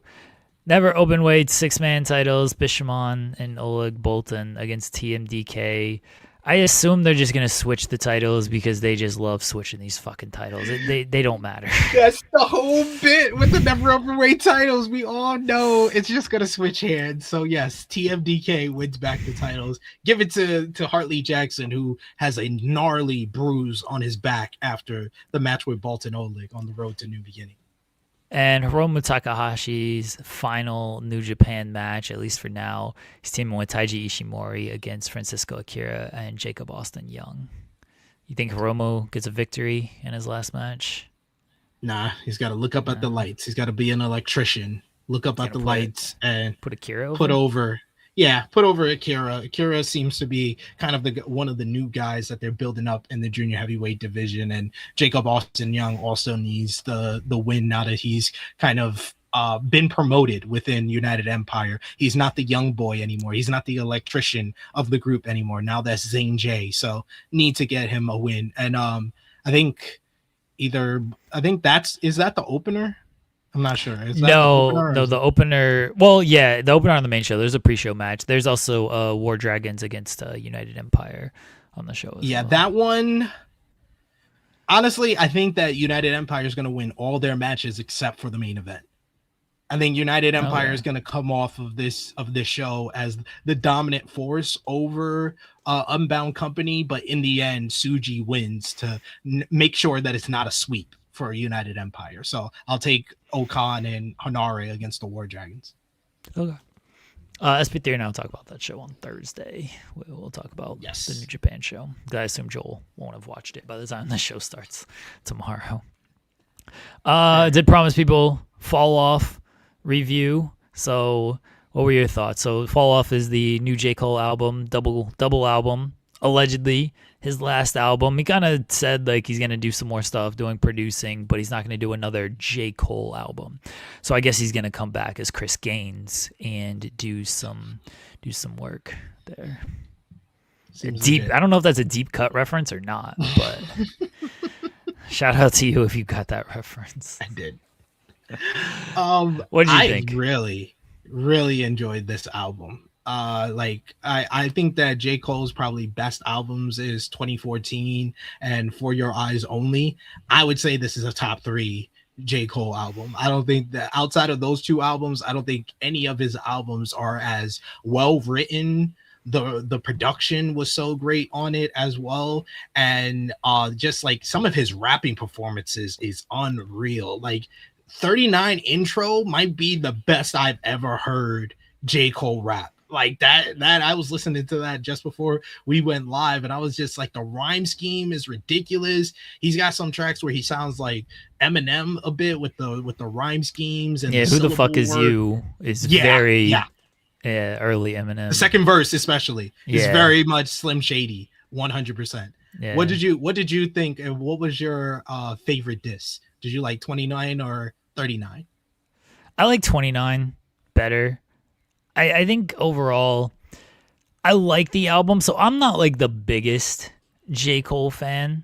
I can respect his talent, his writing, his lyricism, and everything like that. You know, he's not someone I listen to like regularly or anything, but I do respect the talent J. Cole has. This album definitely felt like an album like for fans, and so that's why not being like the biggest J. Cole fan, I'm like, all right, I do like the album. It's not like a bad album or anything. He probably could have taken off a couple of tracks. Like, it's tough to be that good and that consistent and have like a classic masterpiece album when it's 24 tracks. Like to have 24 like not skippable tracks, I don't know if anybody really has that. You know, I feel like most classic albums are like 15, 16 or less. And there's a perfect 16 song album on this album. Yeah. But it's 24 tracks, and there are a couple of ones where you can like take it or leave it, but I didn't skip anything. I thought this was a non-skip album, even with 24 tracks. Maybe you could skip like 29 intro because it's only like 58 seconds. Right, that doesn't count. That's not even a song. Yeah. That's just that's an intro. I feel like the difference in the two discs is 29 is more of like your bangers, like 2-6 is just head bopping the whole time and stuff. Safety is a great kind of just storytelling. Like, he's one of the best storytellers in the game today, and just the storytelling on Safety, doing it from the perspective of his friend telling him about Fayetteville, and the kind of the concept. Yeah, the concept behind it is really well done as well, with him 29 disc being him at 29 years old, going back to Fayetteville after 2014 Forest Hills, and kind of realizing that his fame has kind of made things different, that he can never go back home and it's never going to be the same for him. And just the different kind of songs, especially like with Safety was kind of like one of the big standouts for me as far as like storytelling on the entire album. Let Out, talking about him getting drunk and the different situations that you're in and stuff like that. That was really well done. Legacy is another great track on the first disc. Drum and Bass, Who the Fuck Is You is one of my favorites. That's one of my favorites on the whole, because just his musical performance, his rapping performance on there is immaculate. It's tremendous. But I'm an old head, so this 39 is where I'm at. This 39, the storytelling is amazing. Like, first of all, I Love Her Again is one of the best rap songs I heard in a very long time. Just talking about his love for hip hop, and I'm a fan of J. Cole. I am a fan of J. Cole because I went to St. John's University, and when I was a freshman, I think he was a senior. So I heard about, there's a guy on Trey. He's actually a rapper. He's came out with a mixtape and stuff like that. And I got to hear about him like beforehand. And I got to hear the come up when I was like a freshman in college. So I got to hear him from the very beginning, and then to see how much he's grown into one of the best rappers in the game today. It's been fascinating to watch that. But I haven't always been into a lot of his album work. Like I love 2014 Forest Hills. I love For Your Eyes Only. I really like KOD, but I haven't listened to all of his albums, like Might Delete Later and some of it, like his later stuff like that. But man, I really enjoyed Dis 39, just to see like the growth and how much, like 39 intro is one of the best songs on the entire album. I Love Her Again is one of the best storytelling that you will ever see, and talking about how rap now, you got OnlyFans, and just making rap into a female and seeing all of that. And like, he's always chasing her, and like, he went to New York to be with her, and then she went to Atlanta, and that's around the time when Atlanta had all the great rappers like Future in them. That was just immaculate stuff. And Life Sentence, man, that made me just look at my missus and be just smiling. Like that's a love song. That's a love song. Like, this was a great love letter to hip hop, to his partner, and to his city of Fayetteville. Like, that was the most thing that it got across to me throughout the whole entire album. I wish he didn't sing and do as many hooks as he did. That's probably the weakest part of the album. Can't you get somebody to do this? Like, feel like your album would be a little bit better if you had somebody else to do that. So I do wish on that. J. Cole, when it comes to his storytelling, is obviously great. Like, he likes writing from different perspectives and everything. You know, something comes out, the Lover song, like, it's not a new concept. I Love Her Again. Like, it's not like a new concept, treating hip hop like a female, and how you used to be in love, or you still are in love, or how she gets around and things like that. Again, not a new concept. Like, What If, he's really good on What If with the Biggie and Pac, and how he actually like mimics their flows and their tones and everything. Yes, like, I give him full on credit for the way he does that, because that's not easy. I know Kendrick does it great with Pac. We saw Drake try to do it, and he just did Drake flow with Pac AI, and it sucked. So I give him a whole lot of credit for doing that. I don't think Biggie and Pac are ever apologizing to each other. I'm sorry. I love for him, like, this gave me much more kind of perspective on why he backed out of that whole thing. Like, why he backed out of the whole Drake and Kendrick. That's where his mindset is at. He's like, what if these two never like would have done that? Would they still be around today? Like, I like that type of like concept. Like, his concepts are very well thought out. He's very creative and innovative in the fact that he comes up with these unique concepts for every single song, and the storytelling, like I said, on 39 and the storytelling on 29 is really well done, where you get across what he was going for on both sides of the disc. I think when it comes to, you know, the beef stuff, because for those that don't know, 29 was when he went back to North Carolina, and when he was 29, after he'd like kind of accomplished everything that he needed to accomplish or that he wanted to accomplish. It's like, okay, well, what's like next after this? And the 39 was like after the beef, because it was only supposed to just be the one album, and then he kind of turned it into the double album because he had new perspective on things. I don't mind that like he backed out of the beef, and when he, you know, when he raps about this stuff, like some of the tough talk stuff is like, well, you backed out of this. He would have had more to stand on if like he just never involved himself in it, but like involving yourself, taking the shots at Kendrick, and then being like, you know what, never mind. Like, yeah, hey, fair play to him. Fair play. Like, that thing got messy. He didn't want to, I think, because I think for Cole, like, he just wants to keep it rap, right? Because he's a great rapper. Like, if you're just going pen for pen, bar for bar, like, all right, Cole's probably got some shit for you.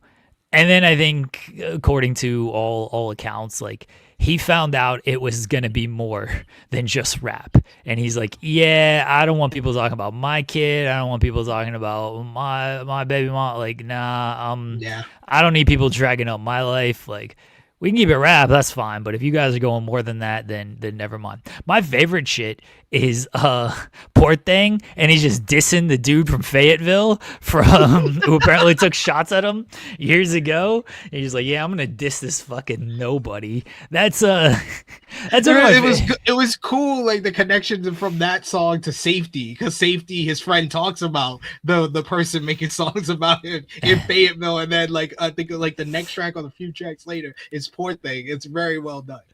I love when people, like, when mainstream musical artists just like bury all of their friends or like take shots at people who like don't mean anything. Like, who is this person that you're just talking about here? I always say this, but Ed Sheeran on Castle on the Hill, and he's like, oh, I'm going back home and to see all the people I used to hang out with.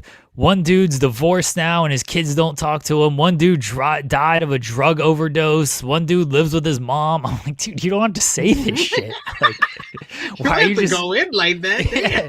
Like, why are you just burying all these people you grew up with? He's like, but I still love all these guys. They're still great. I'm like, all right. So I respect that J. Cole is just like, yeah, that dude who like tried to diss me and I guess went kind of viral, but no one heard of him. I'm just gonna not even like sneak this dude for an entire song. Just like go at him, but no one's gonna know I'm talking about him. But here's your clout that you've been chasing for 5 years now. I do respect that. Overall, it's a good album. It's a very good album. Like, it's something I'll definitely listen to over and over. But I do think it was made more for like, and again, I respect this from J. Cole, because I said this about the death of Slim Shady. Is people are like, oh, that album's not great and everything. Like, fine, if you feel that way, feel that way. Like, this is an album made for the stans, because the stans hear this album and we're like, oh, this is fantastic. It's got a little bit of everything that we want on this. And I feel like that's what J. Cole did with this. Like, I don't think it's an album made for kind of casual type listeners. I think it's an album made for the people who have followed his entire career and his entire arc, and now that this is what they are getting. And from what I've seen, like, those people are happy with it, and more power to them. Yeah, I really enjoyed this one. Like I said, I haven't been like the most avid J. Cole fan, but I did hear of him, and I have that connection from going to the same college as him that I appreciate a lot of this album. And this is my first time kind of really getting in depth and talking about, as well as listening to it over and over since like For Your Eyes Only, which was back 2018. That's the last time that I really like went in depth and talked about and really listened over and over again to a J. Cole album. So it was nice to kind of go from that to this. This was a great, I thought it was a great album, especially like I said, I enjoyed 39 in my older age. I told my friends, I was like, I'm an old head now. I kind of enjoy the melodic tones of this 39 more than, like, I love the bangers, don't get me wrong, but that my main nitpicks was like the singing performances wasn't that strong, and I don't think that this album had like a genuine hit song on it. That would probably be my only kind of two nitpicks from the album. So that's the thing about J. Cole is, like, I know he has hits, but, and this goes back to, like, I think he's making this album for fans. Like, I don't think J. Cole's definitely not like the Drake or even like a Kendrick level of like hit guy. Like, J. Cole just likes to rap, and this is what I do like about J. Cole is, like, he's not trying to like impress to just like, hey, let me try to like make this hit, make sure this like goes out and the world hears it or goes viral or whatever. Like that's not his thing. Like, what are like J. Cole hits? Because I can't look. I was from North Carolina. I lived in North Carolina the entire like J. Cole come up with everything. The song with Miguel, I think that's like one of his bigger hits. She Knows, right? Like, that's a Role Models. Yeah, that's definitely one I listen to a lot as well. And Middle Child, okay. But see, like when I think of J. Cole hits, like, none of these songs are on the level of a Drake or a Kendrick hit. Like, those songs I feel like were everywhere. And the J. Cole songs were just like, all right, like if you listen to enough rap stations, you'll probably hear it. Or if you listen to enough rap in general, you'll probably hear it. But those songs aren't on the level of even some like Humble from Kendrick, or like anything that Drake, like fucking Hotline Bling was a Drake hit. Like, you know, like those songs like really were kind of transcended and played on like the pop stations and stuff. And that's not a knock on J. Cole. I just don't think he's a guy that like chases hits. And no, I respect him for it, because I prefer of just like, hey, let's just do a good rap song out there. Stays in his lane. I appreciate it. Yeah. All right, SP3. I did have a poll question today. I kind of snuck one on there. Results of our poll question here, folks. Hey, appreciate you guys being kind about us talking about music. You know, we try our best. I think it's Louis who said it once. When it comes to my musical taste, like, yeah, Jeremy likes real rap and Taylor Swift. Like, yeah, that sums me up. So right, such the juxtaposition. I love it. It's very funny because I have like my everything playlist on my phone, and so like that's what I'll listen to, and it's got like everything that I like, and I have to like always switch it depending on who I'm in the car with. So if I'm in the car with like the younger ones, I'm like, I gotta play some Taylor Swift, gotta play some, you know, pop songs and everything. And I'm in the car with the older ones where we'll listen to the rap and everything. And sometimes it gets mixed up because I forget what was on last and stuff. So I got in the car with some of the younger ones, and an Eminem song is playing. And so fortunately, like, it wasn't like anything bad.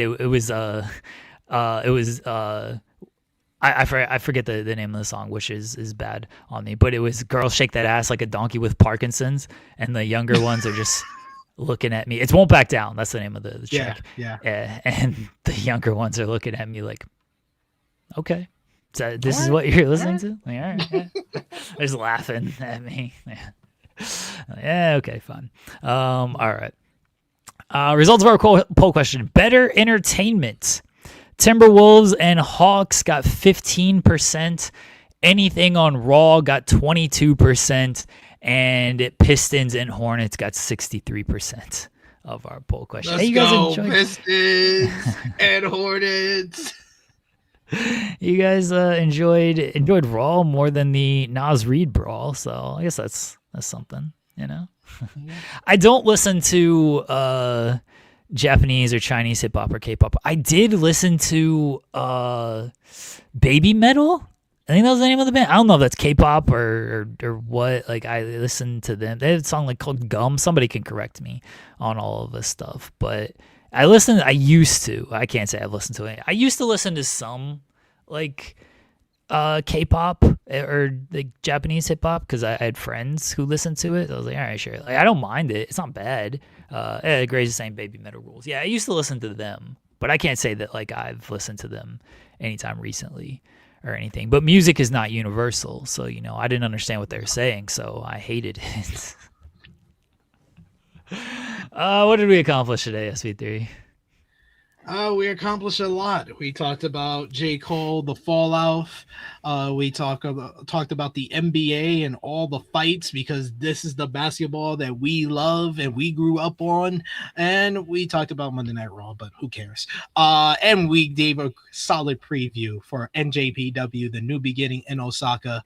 Watch it tonight. Watch it in the morning. Whenever you do, must watch it because I think it's going to be the show of the week. I think the biggest thing we accomplished today is that SP3 and I did this show for about 2 hours and 10 minutes, and no one could possibly care because the true stars of this show are Harlem and my mother. Also true. Let everybody know where they can find you, buddy. You can find me on the Twitter machine at TrueHillSP3. I will be live on the True Hill Heat YouTube channel in about 50 minutes about an hour. Because we start at 1:15. I got to change the time, actually. I'll be live with Top Guy JJ for Rated Raw review. If you want more in-depth analysis of Monday Night Raw, you probably won't get it there. We'll just probably be joking and laughing at how bad Monday Night Raw was again this week. But you will find me and Top Guy JJ talking all about it in about 1 hour. So join us live for that. Of course, I will be back here on Thursday, but before that, join us on Wednesday at 1:05 p.m. Eastern Time, because for the first time in a while, we're going to review the New Japan show on the day that it happens, nice. As me and Jay News will be live on the True Hill Heat YouTube channel to review the New Beginning in Osaka. So join us live for that. Couple super chats. Lab Glass says family run-ins. Again, the true stars of this show, Harlem and my mom. And our pal Mark says, Go Hawks impulsively spent $2,000 for a round trip and Airbnb to fly out tonight to be at the parade tomorrow. God bless my manager for letting me take off last minute. Thanks to the Spotlight. Nice. Grateful. Mark is a Seahawks fan. He joined us, myself and Jensen, on Spotlight to talk about the Seahawks and the Patriots in the Super Bowl. So congratulations to your Seahawks, Mark. Enjoy the parade. Hope you have a good time. That's a lot of money to spend to stand there and watch a bunch of millionaires drink.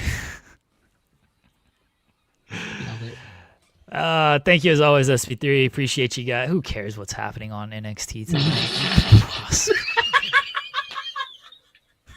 You said it. I didn't have to. Thank you. I don't know. There's like Jada Parker and Blake Monroe, Zaruka against Ren Sinclair and Kendall Gray. Kendall Gray, the GOAT. Yeah. Those are the only two matches that I know. No idea what else is happening on that show. And I think it's Eli Knight versus Josh Briggs in the speed tournament. Sure. It's only going to be 2 minutes. So all right. The two women, Louis says NWA tonight on Roku. I guess Matt Cardona is going to show up on that show. I know, Jose. I'm fucking with you. We're messing with you, sir. Don't take it seriously. Yeah. Jose knows. Jose is a long time listener, viewer. So you set me up very well for that one, Jose. That was Wade and LeBron right there with you asking that.